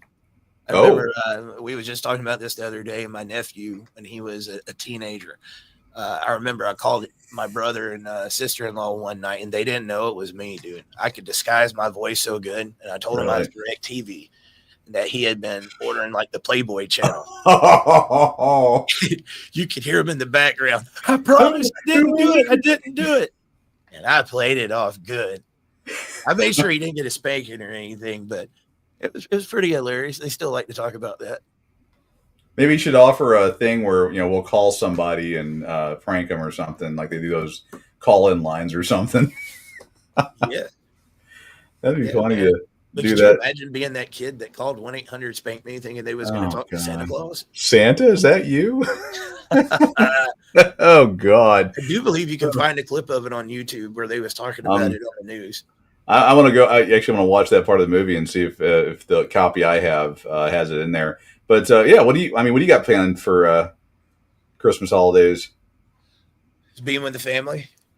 Yeah, it's weird, man. So like the other night when my uncle passed away, I had a cousin that I hadn't seen in years. He came down, he stayed at my house, and we had some DVDs of like old home videos, like from the early 90s, stuff we hadn't seen in a long time. And just watching that with the family get together, I ended up counting. I was like, there's 6 people on that immediate family that's no longer here. Yeah. Yeah. Never would have known then. And just looking back, hairstyles and everything, how much different you looked. Oh, yeah. And then as you would go through the years, like the first one was 93, then it went to 2004, then 2008. Just in that little short span of time, how much people changed. Oh, yeah. Yeah. And that was, but then again, dude, like when I was a kid, your cousins was, I don't know about for you, but like cousins were like brothers and sisters. Yeah. Families used to get together. It feels like so much more. And just looking at that, it's like, I can't tell you the last time my family got together like that. My immediate family, like my mom, brother, and sister, we do a little bit more. But as you get older and then you have your own family and you start having your own traditions, just how much things change. Oh, yeah. Seeing those, like I said, those 6 people on there, I never would have thought back then that, fast forward 30 years later, my dad's not going to be with me. Right. He was 63 when he passed. So I've learned, don't take that time for granted. And I am a picture taker. I love taking pictures just in case, even like, dude, it's weird when you lose a parent, how that changes you. Like the first thing I did, when my uncle passed away, I went and looked, and I was like, I got some voicemails from him and I saved them. Save them off. Yeah. Because when my dad passed away, my uncle had some voicemails from my dad, and it's amazing to listen to it now. But back then, I just deleted them every day. I took it for yeah, no big deal. I got them all the time. It's his dad, Yeah, my dad gave me a piece of advice when I was much, much younger, and he was obviously still alive. And he said that when you take pictures, to try to get into the pictures instead of being the picture taker, because what will happen is all these pictures will be left, and that person won't be in them. And that kind of stuck with me, so I'll try to do a selfie or periodically. But yeah, it's I was able to. I mean, story about me. I grew up in Missouri near the floodplain, and all my VHS tapes got through the flood. I mean, they got destroyed pretty much. And over the years, I actually started a little cottage business, but taking VHS tapes and converting them over to DVD. And so I have, actually, I have them on in the cloud, but I was able to get those. And every once in a while, I'll pop open the Plex server and watch a video of, when I was a kid, and just, kind of think about how things have changed over the years, and how the people that were there aren't there anymore, and how I used to be the young one. Now I'm the old one. What about those hairdos, dude? Oh gosh. What was a hairdo that you had back in the day that you were trying to go out there and make sure no one ever sees? What was bowl cut? My mom used to love giving me the bowl cut. I see some Photoshop. As much as I didn't like the bowl cut, and I feel like probably the majority of us guys had that haircut at one point in time. Yeah. One thing that was popular down here in the late 80s, early 90s that I never had, thank God. Right. Was the rat tail. The rat tail. Oh God. Yeah. I see the people with the rat tail, and I'm like, man, I escaped that one, thank God. Oh God. And mullets. I had a mullet. That was I'd never done that one, brother. Well, let's see if I can find. I think I have a picture. There's a couple of them out there of me of that. I think I got like a side by side or something. Let's see. Maybe my favorites. Actually, if you want to see me as a little kid, that's me as a little kid. Got my Big Bird shirt on. But yeah, let's save that. But I think I have. Nobody gets the bowl cuts anymore. I got like the Bieber. You got that one. Oh, you got the mullet rocking it. There you go. Yeah, I was rocking it. There you go. I had black hair just in case anyone. Let's see if I can. There we go. That's me a few years later. But yeah, that's me as a young man. A lot less miles on me. A lot less miles. Yeah, I think. Oh, here we go. Okay, this is more of a close up. There we go. Yeah. That's when I thought I had the world by the short hairs. Yeah. Did I learn? Got the rat tail? Never got the rat tail. Never got the rat tail. Was that a thing in Texas too? Well, I mean, at that age, I was in Missouri. No, most of the guys. I mean, we had the spike cut. Again, I grew up in the 70s, 80s. So we had like the spike, because that's what Schwarzenegger and all the guys were having, that short spike look. That was cool. I had a ponytail, kinda. I just had long hair and put it in a ponytail when I worked in the car or whatever. Trying to think. I did have lines in the side of my hair at one point. Okay. Oh yeah. Well, how about like the 90s, dude? The windbreaker pants. Oh yeah. Sorry for my cousin the other day. He said like he always, like, when there was something in style, he was always the last one to get it because his parents wouldn't buy it until it was on clearance. Yeah. He was like, I ended up getting the parachute pants. After it was popular. He's like, nobody's wearing parachute. No one's wearing parachute. MC Hammer. Okay, here's one that I never thought I'd get this old, but what's that? God, that clothing line that came out a couple years ago. Oh God, I can't remember. You can get it at Walmart. Oh God, what was it called? But basically, back in the 80s, if you wore those clothes, that brand of clothes, everyone knew you were poor.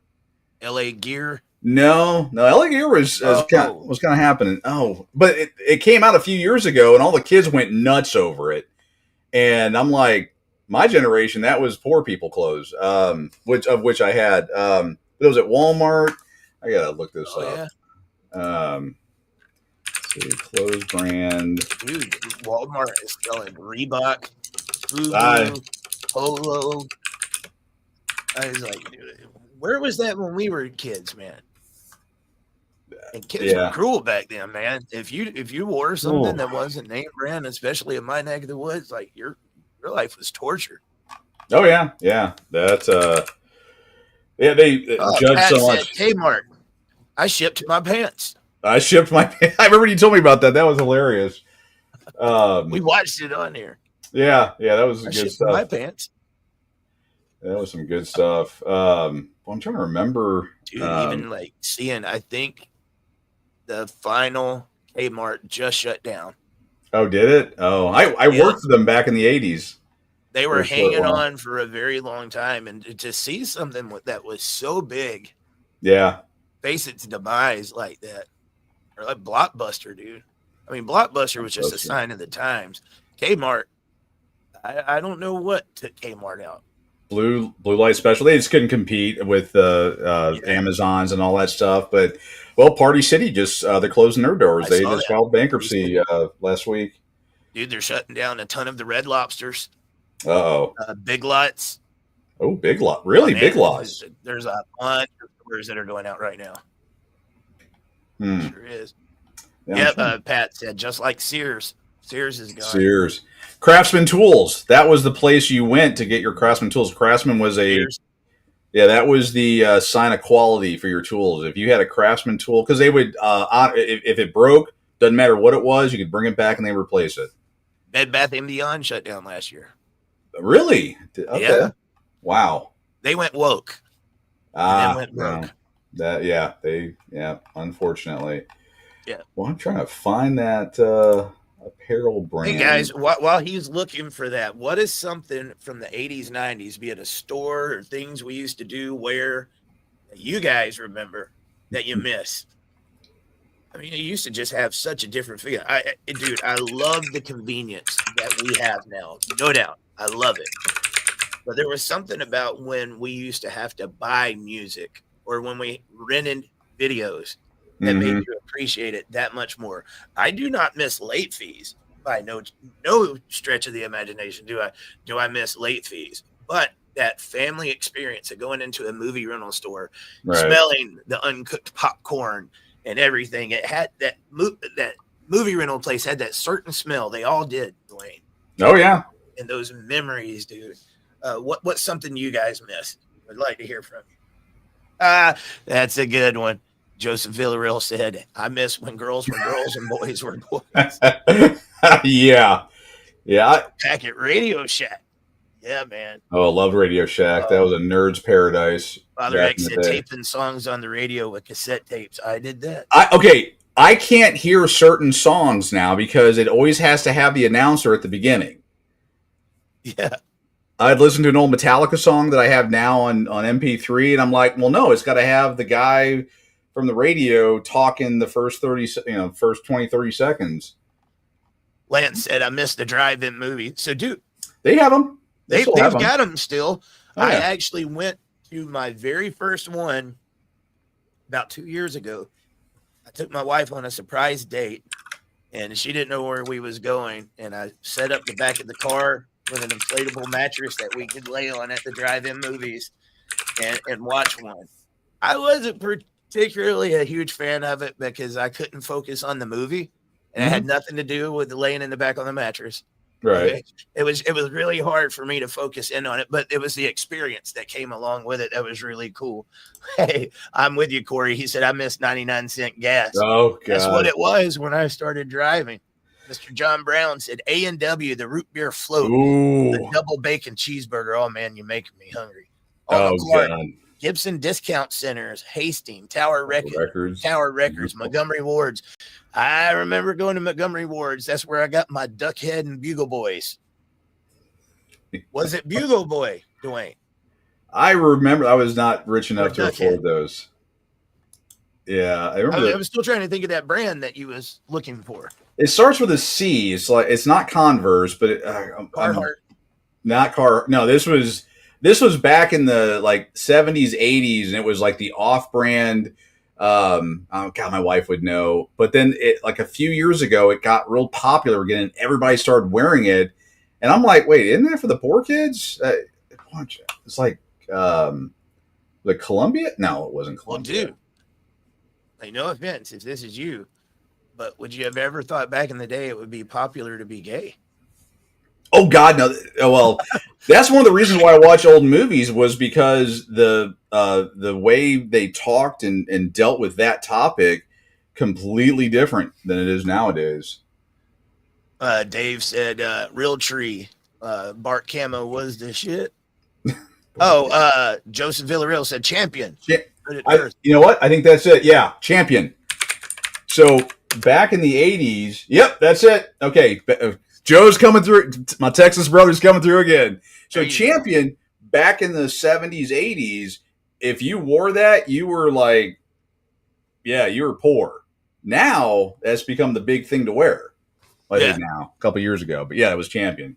All right. Thank you to everyone helping this old man remember that. I was like Alma Clark, Ocean Pacific. Yeah, there was like the 90s. I think Ocean Pacific and Panama Jack was like a mid 90s. I don't know, you get to a certain age and it all kind of blurs together. But yeah, fashion trends. You had the whole peg leg of your pants and all that. I don't know if you remember. Well, you may not remember doing that. You may have been too young. But you would basically take your pants and roll them up and make a peg leg out of them. Oh, yeah. That was that. And I think the girls had capris and whatever the heck it was. I tell you, man, as a teenager, like the worst trend for me was when the girls started wearing what was called mud jeans. Mud jeans. Never heard of them. Really tight on their butt. And it actually said like mud on the back, which is really weird when you think about why would they want to put mud. Mud. Yeah. Yeah. But as a teenager, them going around wearing them, like, dude, it was torture for me in school. Oh, yeah. Hormones raging. Like, dude, sit down. Yeah. Yeah. Mr. Like, it would be even worse now with them having the yoga pants. Or what is it? The leggings. Yeah, the leggings and all that. Yeah. That's them pants was so tight, they farted, blow their shoes off. Exactly. Did your school? It probably ended before you were in high school. But smoking areas? Did you have smoking areas? No, I wasn't that old. I was. I made smoking areas. Okay. Yeah. No. Yeah. We had smoking lounge every day, dude. Oh yeah. Who didn't? Yeah. It was. I mean, the Motley Crue song. Smoking in the boys' room. I mean, that was the boys' room. That was made for us. Dave Murray Vans. Oh, freestyle, man, bikes. Oh, God, back in the 80s, bikes. Have you ever watched the movie Rad? No, I know what you're talking about, though. I watch it periodically, but yeah, having a BMX bike, that was you'd made it if you had a BMX. But Dewayne, you didn't have to sneak to smoke cigarettes? No. I mean, you could.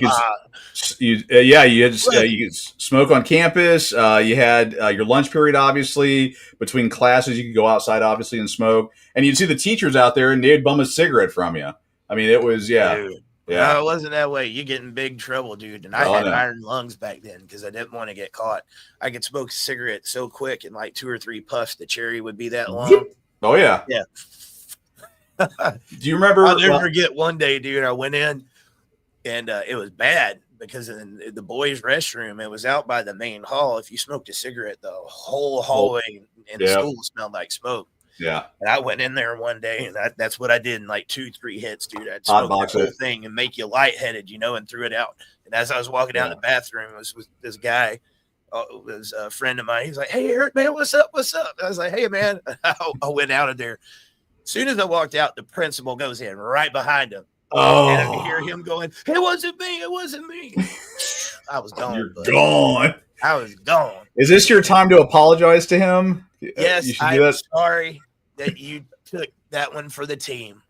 If he would have came, I probably would have admitted it. Maybe not. But I appreciate you doing that for me all these years later. But I feel horrible about it. Look, I still remember it. That's why I'm telling the story now. Dude, you can hear him in there. It wasn't me. It wasn't me. But you know what? I had that same thing happen to me. I was always sneaking in there. One time somebody was smoking a Black and Mild, and the one time it wasn't me, I get in trouble for it. Oh, yeah. But it was interesting being able to smoke pretty much wherever you wanted to outside of the school building. I don't think I ever really smoked in the bathroom just because, didn't need to. Yeah. Did you guys used to put the cigarette pack in your sleeve and roll it up? I was, I wanted to be like my dad, and I would get my candy cigarettes and do that to try to be like him. But yeah, as far as like real cigarettes, nah. Why did we put a cigarette upside down in the pack?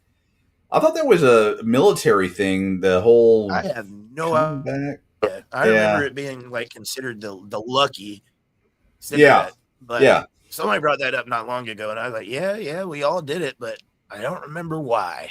I think it was someone had talked about it, and again, I don't know if it's true or not, but it was that lucky cigarette that in military, when you're off fighting a war, you hope to get to that cigarette. That was the cigarette you would, survive to and be able to get. Yeah, That's let's see one here. addiction, dude. I never thought I would give up. I loved smoking. Oh yeah, Crazy, dude. I can't even stand to smell it now. eggs. Yeah, I can't handle it. Every Cannot. once in a while, like my uncle, dude, before he passed away last week, I took him out on his porch, let him smoke. And as he was smoking, I was like, Yeah. it don't smell bad. But then a few seconds later, it's like, I No, got no, God, yeah. you know. How much were cigarettes when you were a kid? Ooh. They were a quarter. Usually free because I'd take them from Oh. Yeah. from my uncle or something like that. But no, I want to say about $2. About $2. Wow. Okay. Wow. Well, and again, we were in different states. $10 now. Yeah, here in Texas, they're like, I haven't even checked, but I think it was like $10 and something. But when I got them out of the machine, which was expensive, it was a quarter a pack. But dude, that was another thing you'd be lucky with. We had cigarette machines, so if you wasn't 18, just find somewhere they had a cigarette machine, pop in the quarters, and you can get you a pack. Oh, no one cared. I mean, my dad would send me down to the store. They did with me, but really, okay, maybe just different times. Preacher dad. That's true. Yeah, you had that issue. I'll never forget the first time I got caught. It was right before we went to church on a Wednesday night, dude. I ran out in the woods and was puffing, and as I came walking back, my mom and dad was sitting there and saw some smoke come out of my mouth. And I was like, "Oh, dude!" And when I got in the car, obviously I smell like an ashtray. Yeah, I heard it all the way to church. Like they're so disappointed in me and everything. And like, I've been smoking a good bit before they found it. Yeah. Oh yeah. You were overdue. Yeah, for getting busted. But the area that I grew up in, they was off of near an interstate, and the truck drivers, when they were coming home, they would get rid of their magazines before they got home to their wife. So I would go down to the store, get a carton of cigarettes, go out into the woods, read Playboy magazines, and smoke cigarettes all day. I was I was. My parents really looked after me when I was a child. Fond memories. Matthew said, imagine a permission slip signed by your parent to smoke at school. Now you don't even need permission for the school to support gender transition. Good point. Yeah, because my parents had to sign something. I forged their signature, obviously, but yeah, now you don't even have to do that.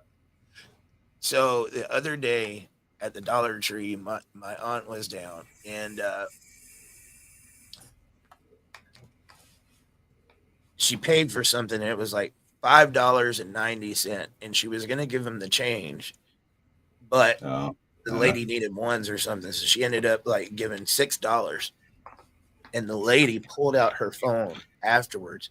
It was like, hold up, I got to find out how much this is. Yeah. It was like, you need a calculator to find out you need to give her back 10 cents. And we got to talking about like one of the things that they have permission with in school nowadays that surprises me more than anything is the cell phone. GPT and everything like this right here can make you get straight A's all the way through school. And no lie, dude, like with the kids or anything, like they're allowed to use them all day at school. Well, here in Texas, they're starting to crack down. Actually, our local school district has did a cell phone ban. The hours of school, you're not allowed to do it.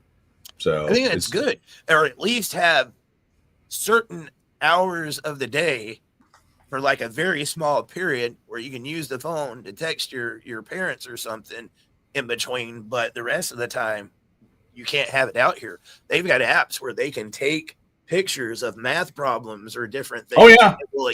So that it's not AI, they'll give them a description and tell them how it works and everything. Right. Oh yeah. All the way through school making straight A's with these things, dude. Oh yeah, not learn a damn thing. Yeah, I mean, with the phones and everything, it's crazy what's happened with these kids. But we had a lot of parents fighting against it. That kind of blew my mind. Yeah, a lot of parents. Dude, I'm just going to tell you right now, parents are some of the kids' biggest problems.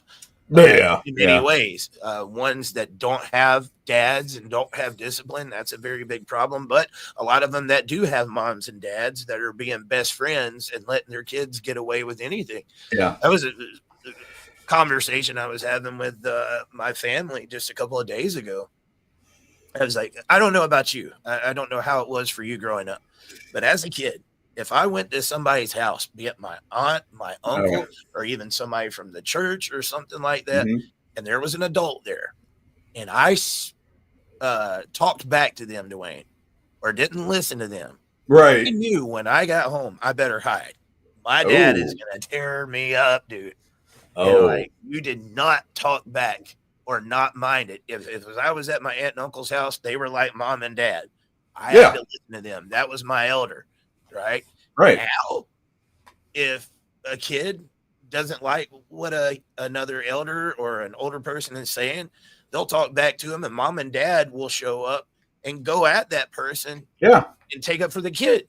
yep. We are in a completely different generation, man. Oh, I know. I get told all the time I'm too old because we were talking about what if we would go over to other people's houses. I was not seen, not heard, and if I was asked a question, it was yes sir, no sir. I mean that was the way it was. I didn't know any different. I mean, I think that Eddie Murphy skit, where he said that he went over to his white friend's house for the first time, and he started lipping back to it to the mom or something, and he's like looking at him like, "What the hell are you doing?"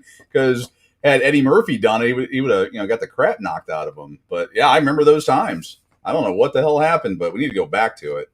Parents are being best friends. Yeah, being their It buddies. is not easy to get on to a child. We don't take any pleasure into getting on to them or disciplining them. Dude, with the idea of or with what it looked like for me when I was disciplined as a kid is my dad, big man, he took off his belt or his shoe. I've had many different things, or just the hand. And Oh that's yeah, how he disciplined me. Nowadays, the kids get disciplined by saying, you lose your cell phone for an hour, or you I'm can't putting you watch on you. 4G. Yeah, Yeah. Like, dude, it was punishment enough. I grew up in the 90s and 80s and didn't have cable. Hey, yeah, you've seen where I live. You barely got any TV stations at all. yeah. Yeah, I mean, oh God, yeah, not growing up with cable, I was so but yeah, my dad. I mean, he was a disciplinarian. I mean, I had an interesting family structure, but I remember getting my ass knocked around a few times, and that needs to come back. It Well, and the ones does. that I got, dude, I deserved it. Oh yeah, yeah, yeah. I mean, At the that's time, I didn't think so. But yeah, I can tell you, and I held a lot of resentment for things that he disciplined me for when I was younger. That I can tell you now that I'm older, I look back, yes, I was very resentful back then. But now I'm like, thank God my dad disciplined me. exactly. You It's learn a little bit more of what your parents are doing for you when you step in their shoes and you become parents yourself. yeah. Oh yeah. I'm never gonna do that to my kids when I get older. You do every one of them. Yeah, dude. And And then girl like, is laughing man, at you.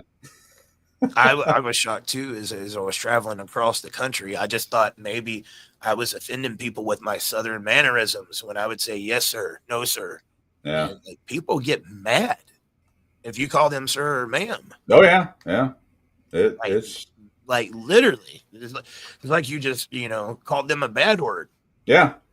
You It ever was, try to hold the door open for somebody? Usually of the female persuasion. yeah. I've had a Well, dude, few. we do that for the guys and Oh everything. yeah. It's Oh like, yeah. dude, if I'm walking in, I don't know why. It's not like you're doing somebody a huge favor when you open up the store door for them, but it Right. was just something you do, You man, to do that. acknowledge you exist. And Yeah. now you can go in some of these stores or stuff, and you'll have people just run all over you like you don't even exist Oh, because exactly. I'm not there with you. Uh, you don't exist in my world. You're nothing. I can just push you over, Yeah. or like in traffic where people don't want to let you merge or All anything. that stuff. It's gotten crazy, man. We used Okay. to acknowledge people a little bit more. Now it's every man for himself. Yeah. Well, one thing I find crazy now, and Brandy has received looks from people, but I've always my dad raised me, and again had a crazy childhood. I don't know where he got this or what it was, but he instilled it in me. But my wife does not know how to, and I'm saying this affectionately, does not know how to open a car door. And we've been together. You see what you've seen me do it. A man holds a door open for a woman. That's what you do. And I've received looks. I've seen, women go, "Oh my God, look at that," and they don't know what to do with that. It's just what you do. And a woman makes her man a damn sandwich. Just kidding. Yeah. Yeah. A home sandwich. I don't. It is nice to have a home cooked meal. Oh yeah. You come home though, Dewayne. This is a meme I see all the time. Your wife's cooked you hamburger helper. What are you doing? I'm eating it. Damn right I am too. With a smile on my face. Yeah. People been acting like they take offense to that. Like, man, my wife makes me a hamburger helper, dude. I'm gonna be happier than pig in shit. Yeah. Oh, I know. Well, I made a video. Love hamburger helper. Kind of went viral, but talking about the other side of it, when you got women, bitching about all the stuff that they do and all that. I mean, men providing. And I did a short video of showing how long it took to do all the work that they do at home. Laundry and cooking and all that stuff. And it didn't take much time. Got a lot of feedback, but that's they talk about how a man's supposed to treat a woman. You need to teach women how to treat a man. I just had that talk. Me too. My nephew just had he's got a daughter about a week ago. She was born, maybe a little over a week, but he had a son that's 3. And I just told him, I was like, how is it different? And he was like, oh, it's very different. I was like, yeah, it is. Yes, it is. And then as we got to talking, I said, I want you to keep one thing in mind. I was like, we as dads are just more protective of our girls. Yeah, yeah. We're stronger, we're their armor. Right. Not that we're not that with boys too, but we know they need different. Yeah, it's a different bond, and it's different parenting. You ever hear the kid that says, "You treat them different than me"? Yeah, because they're different than you. Every one of you, I have to parent different because of your personalities and everything. So yes, I treat them different, but I love you the same. Exactly. And, but I was telling him, I was like, one thing you got to learn, and I said, you're getting this from a father of 4 girls. Make sure you don't just tell her how she needs to be treated. Make sure you know, or let her know how she needs to treat a man. Yeah. It's not many fathers are doing that. No, unfortunately, they're not. You can see it. I want them to respect him just as much as I expect them to respect you. All right. It's a 2-way street. Oh, yeah. And I love you enough as my kid that if I see you make a mistake, I'm not just going to take up for you. I'm going to tell you made a mistake and you need to make it right. And that's just like this with, we bring politics in it. Joe Biden, what he's doing for Hunter right now, he is enabling that kid. I mean, he really is still a kid in many ways. Oh, yeah. But mentally. He's saying, here you go, free pass. I've seen so many people say, if you was a dad, you'd do the exact same thing. I wouldn't. You do the crime, you do the time. You need to pick yourself up out of that. Look, man, I got a DUI one time in my early 20s. It's the only time this happened. My dad didn't come and get me. And you dang right, I was pissed off, dude. Like, I didn't want to be in there. I can tell you this, though, Dewayne. I never drank and drove again. Amazing how that lesson happened. It's just amazing. Now, had Daddy came down and bailed you out and yelled at the cop for how he treated you, where would you be right now? Probably in jail for your 12th DWI. Yeah, well, probably. That's what people don't get. I learned my lesson. It was one of those that it was a very sucky night and very horrible breakfast the next morning. That is all that I didn't want to eat. And I learned my lesson. And that's one of those things. It's okay to make mistakes, guys, as long as you learn a lesson. Mistakes are like some of our biggest blessings. Right. Oh, yeah. Because you never know the habits that it could break. Oh, yeah. Definitely. Actually, I don't know if I've told you about this, but that is the one area, though, that I did actually lose respect for my dad and my brother. Get a little personal here, but he, got married years ago, and he actually is guilty, based on the documentation that I have and the police report and all other stuff, of abusing his wife. And my dad, rather than have him own up to it, fought to get him out. And when he did, he basically gave everything he had to get his son out of jail. Within 6 months, he was back in jail for the exact same thing. they don't learn. Yeah. If you love your kid, you be a dad. Yep. You make those hard decisions. I didn't mean to interrupt you, but I'm No, trying I to mean, yeah. And and a difference. And again, I did lose respect for my dad on that. I you know, he is, yeah, it is what it is. he's But human. He makes mistakes. yeah, he's human. My oldest son got busted vaping. Is it's illegal here in Texas at his age, and he got busted on his mom's time. Oddly enough, in a car with a vape. I was by his side the entire time. Every time he had to go to court, but he was owning up to it. It was not me trying to figure out a way to get him out of the system or, oh, well, that didn't happen or play games. It was like, nope, you did it. You're going to, whatever crime, whatever the penalty is, you're paying for it. I'm right here, right next. I was literally right next to him in court every time, but he had to pay for it. Well, and there's a reason why that crime has a consequence. Exactly. And this is how you bring it right back around to what we started. That's another reason why these false allegations need to have a consequence, because when they can make an allegation that can ruin your life or put you in jail, it has so many different consequences, those false allegations does. And the person that maliciously made that allegation can just walk away scot-free. Right. And you wonder why allegations are as bad as they are right now. And look, for a woman that maybe she was cheating on the man and going behind his back, she's the reason, which over 70% of the time, she is the reason for the divorce, right? And she feels like, oh, man, I'm going to be on the hot seat if I go to court. Let me throw out an allegation, and I'll put him in the hot seat because I don't like it over here. Right. It's just so easy. I don't have to worry about getting in trouble. That's the reason why it's so dangerous for those consequences not to be in place. And listen, it needs to be a severe consequence for them to learn. If it's just a little smack on the hand and pay a little fine, like a parking ticket, they're probably going to keep getting more parking tickets. Right. But if it's that this malicious accusation that can completely ruin someone's life, if it ends up ruining theirs, they're going to think about it before doing that again. Exactly. If they go, look, I can lie and get all the cash and prizes, or I can lie and get in trouble when it gets found out and go to jail or get, whatever the penalties are. Maybe I won't do it. I mean, do you have a lock on your front door? Right. I mean, there's a reason for this stuff. Conversation. Yeah. Like starting to blow my mind. There's people that don't believe that if someone breaks in your house that you should be able to shoot them. I've met those people. Harsh. Like you broke in the house with my family and my kids sitting there, and you don't think I'm going to defend? I don't have the right to defend myself.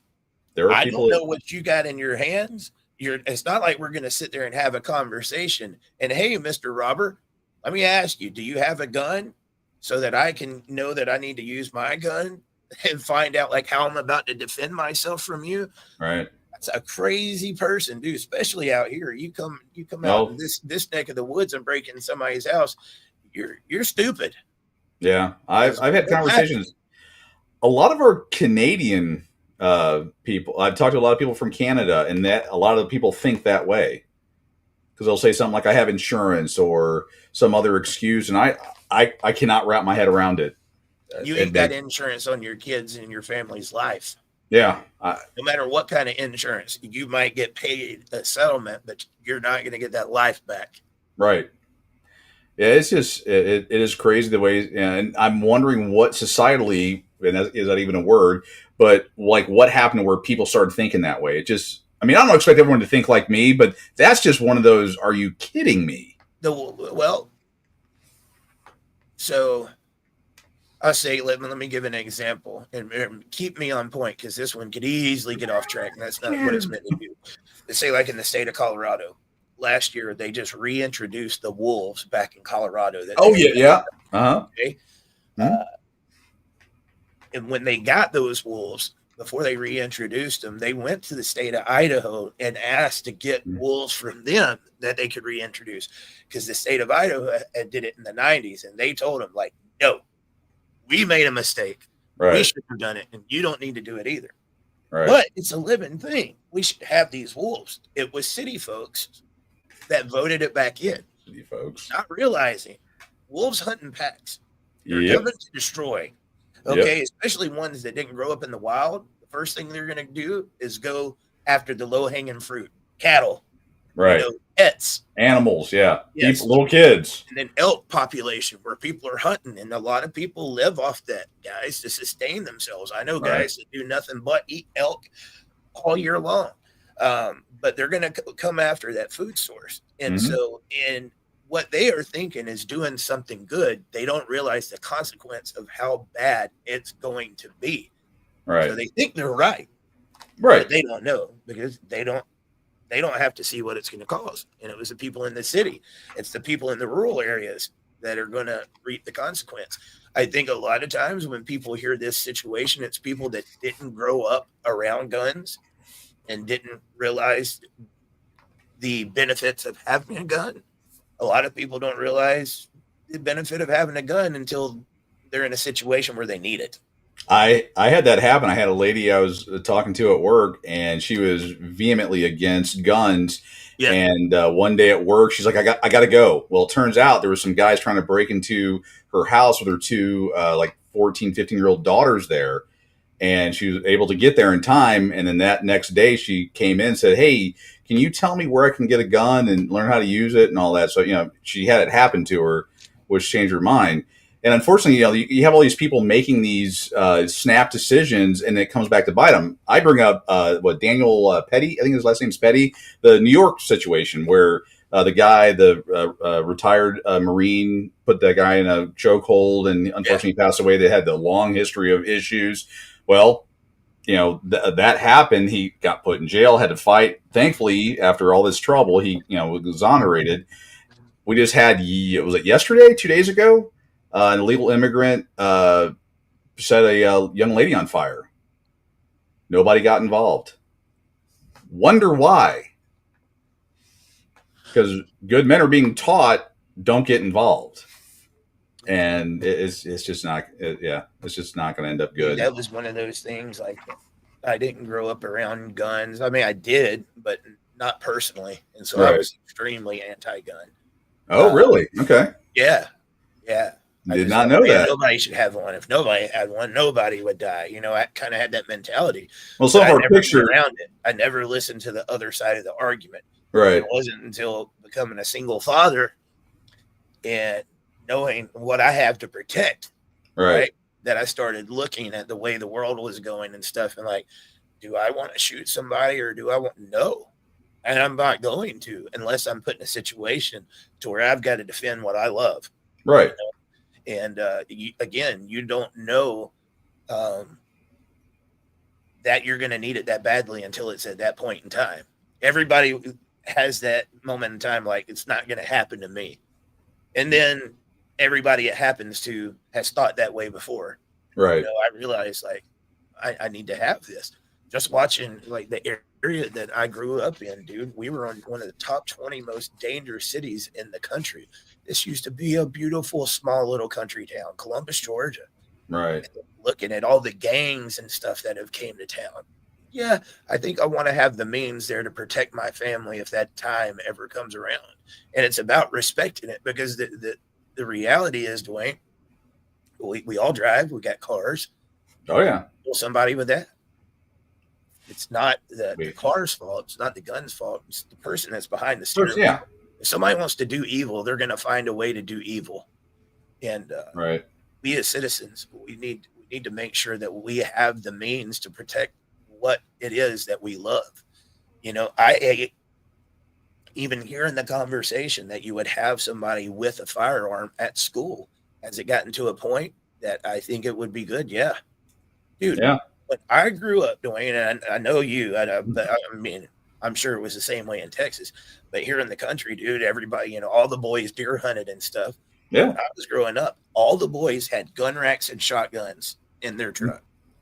I was one of them. Never heard of a school shooting growing up. Ever. Yeah.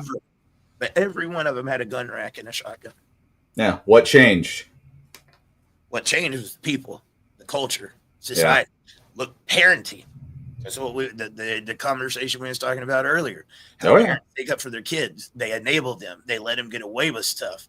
Yep. Guns never changed. It was people's hearts, man. hatred.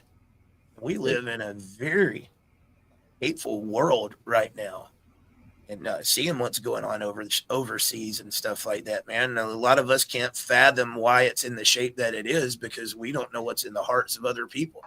Right. I'll tell you what, I was talking to my buddy about this yesterday, just like a month and a half ago, Dewayne. Not far from where I live, about 15, 20 minutes away. Father woke up in the middle of the night and heard something going on outside of his daughter's window. I think she was like 12, 13 years old. Mm-hmm. And he gets his gun, walks outside and sees somebody running off in the distance. He goes outside of his daughter's bedroom. Outside of her window was a bottle of Vaseline and 3 cigarette butts. Oh. Well, that was the first one. They kept it under wraps because they didn't want him to know they was on to him. Right. Found it numerous other places. Well, the guy finally got caught a couple weeks ago and like 40 minutes away from here. But you tell me if there was somebody standing with a bottle of Vaseline smoking outside your daughter's room, would you want the means to defend him? I think so. Oh, would that have been a situation that would have been warranted to take up for your family? Oh, yeah. Yeah, that would have been, yeah. Dude, there's some sick people, bro. Oh, we're living in a crazy world.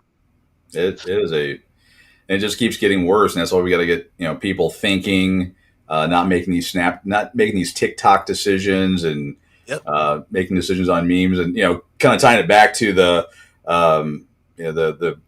giveaway. Instead of having a quick meme solution to get your kids back, this program, $50, and actually free to one person in every state, one person in every country.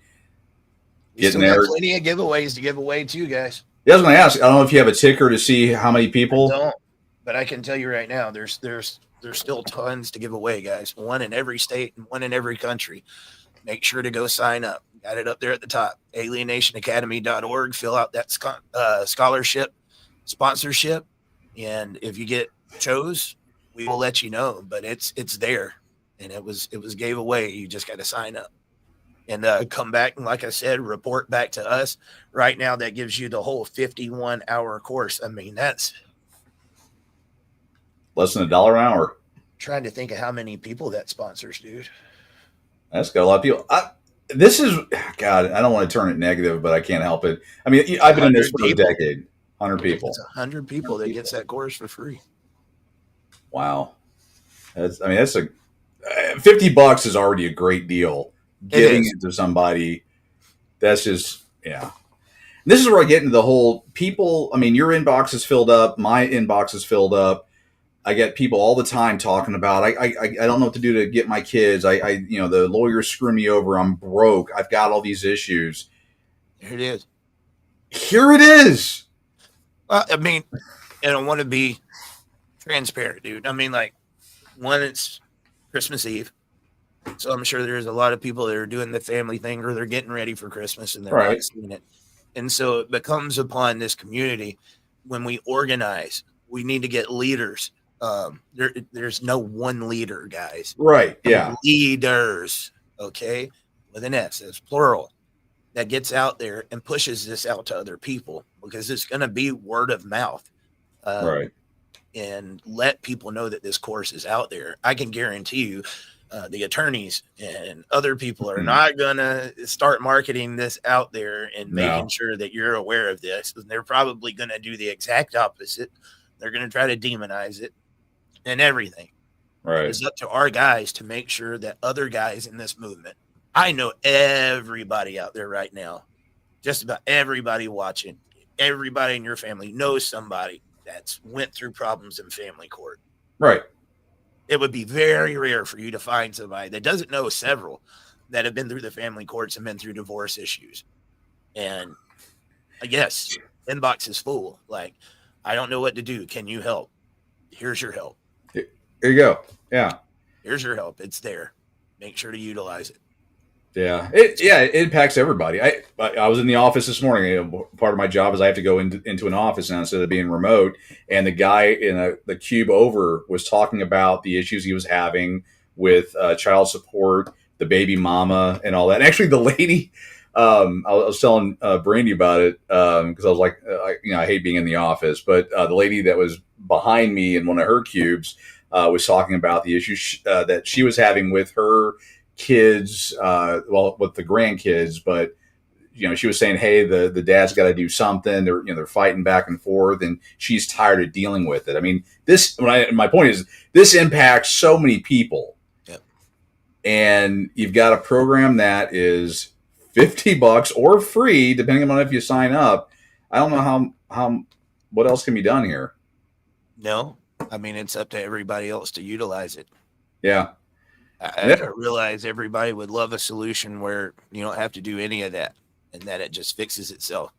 Yeah. And anytime you got a solution that is a quick fix, it is temporary relief. Right. That's what it is, guys. Or it's false. Right now, you want to lose weight. Here's your shot.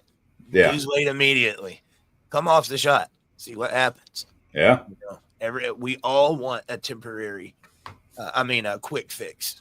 But it's going to take the work. It's going to take getting in there and actually doing what's there to get the meaningful results. And so get there, alienationacademy.org, fill out that scholarship. I'll probably I might go live tomorrow. We'll have to wait and see. I know that I've got a good bit more courses to give out. I want to get a ton of people in the system so we can see how it's working. I'm probably going to cut this a little bit early because I don't know if it's dust or something, but dude, I'm just completely stuffy. I get everything ready for Christmas. But yeah, I mean, I don't know how many people are out there. I see, a lot of comments and stuff like that, but I hear so many people talking about they want to, protect their kids and fight for their kids. And then something like this comes along and it's like, okay, here you go. This should be shouted from the rooftops. I mean, from what I've seen of it, I haven't been through the 12-week course, obviously, because I found out about it last week. But what I've seen, this is something to give you confidence to where you can fight. And it's only $50. That is, I took the kids out to McDonald's last night. That was, I think, $50 after everything was said and done. I mean, one McDonald's meal. Dude, me and the wife went to McDonald's not long ago. We both got a value meal, and we got a 20-piece McNugget to share, and we always like getting a little something extra. Yeah. $43, Dewayne. It's crazy. Had a heart attack, dude. It's crazy, yeah. I mean, that was a nice dinner back in the day. Now it's McDonald's. Like a regular size candy bar, not king size. Yeah, regular size. Like at the gas station the other day, $3 at a Circle K. When I saw it, I was like, "Take this off. I don't want one." You're like, nah. I'll go to the Dollar General. I'm not buying this here, but blows my mind, dude. $6 for a dozen of eggs. Oh yeah, I remember you talking about that. You made a post about that. $6 for eggs. I took a picture of it. That's before taxes. Yeah. Oh god, the taxes. Damn chickens. Yeah. We have, as a society, we have fallen. Look, we've been going for a while, so I am going to hop off here. I want to say thank you to Dewayne. He's been doing a lot of hard work over here, guys. He always shows up. He loves broadcasting and talking to you guys. Anytime I reach out and say I'm going on a live, he's in the thing. He's ready to do the pissed off parent thing.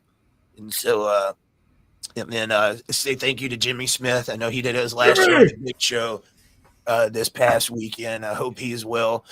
Guys, I hope you have a very Merry Christmas, and I hope that you find some comfort and peace.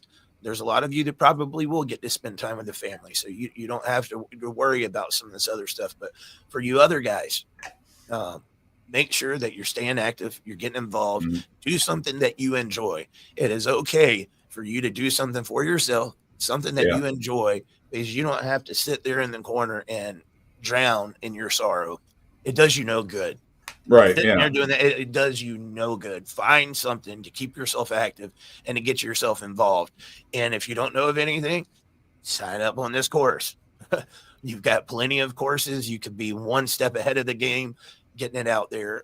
Please help me push this out there. And other than that, guys, make sure to like, share, subscribe. And I'm gearing up to get back involved in a major way. It's been a while. since I've been this active on it, and I'm refreshed and I'm excited about it. That's another thing. It's been a while since I've been able to get excited about it, because it's hard work, man. I know when I I get in my inbox that I'm about to read, some pretty hard stuff. And if I see it, I want to get involved. And the truth of the matter is I can't get involved in every single one as much as I would like to. So, but we can do this together. We need to develop more leaders, not leader. Yeah. No one guy that's going to solve this by no means. I mean, you see what I'm doing with these guys with this academy. I'm teaming up with other guys.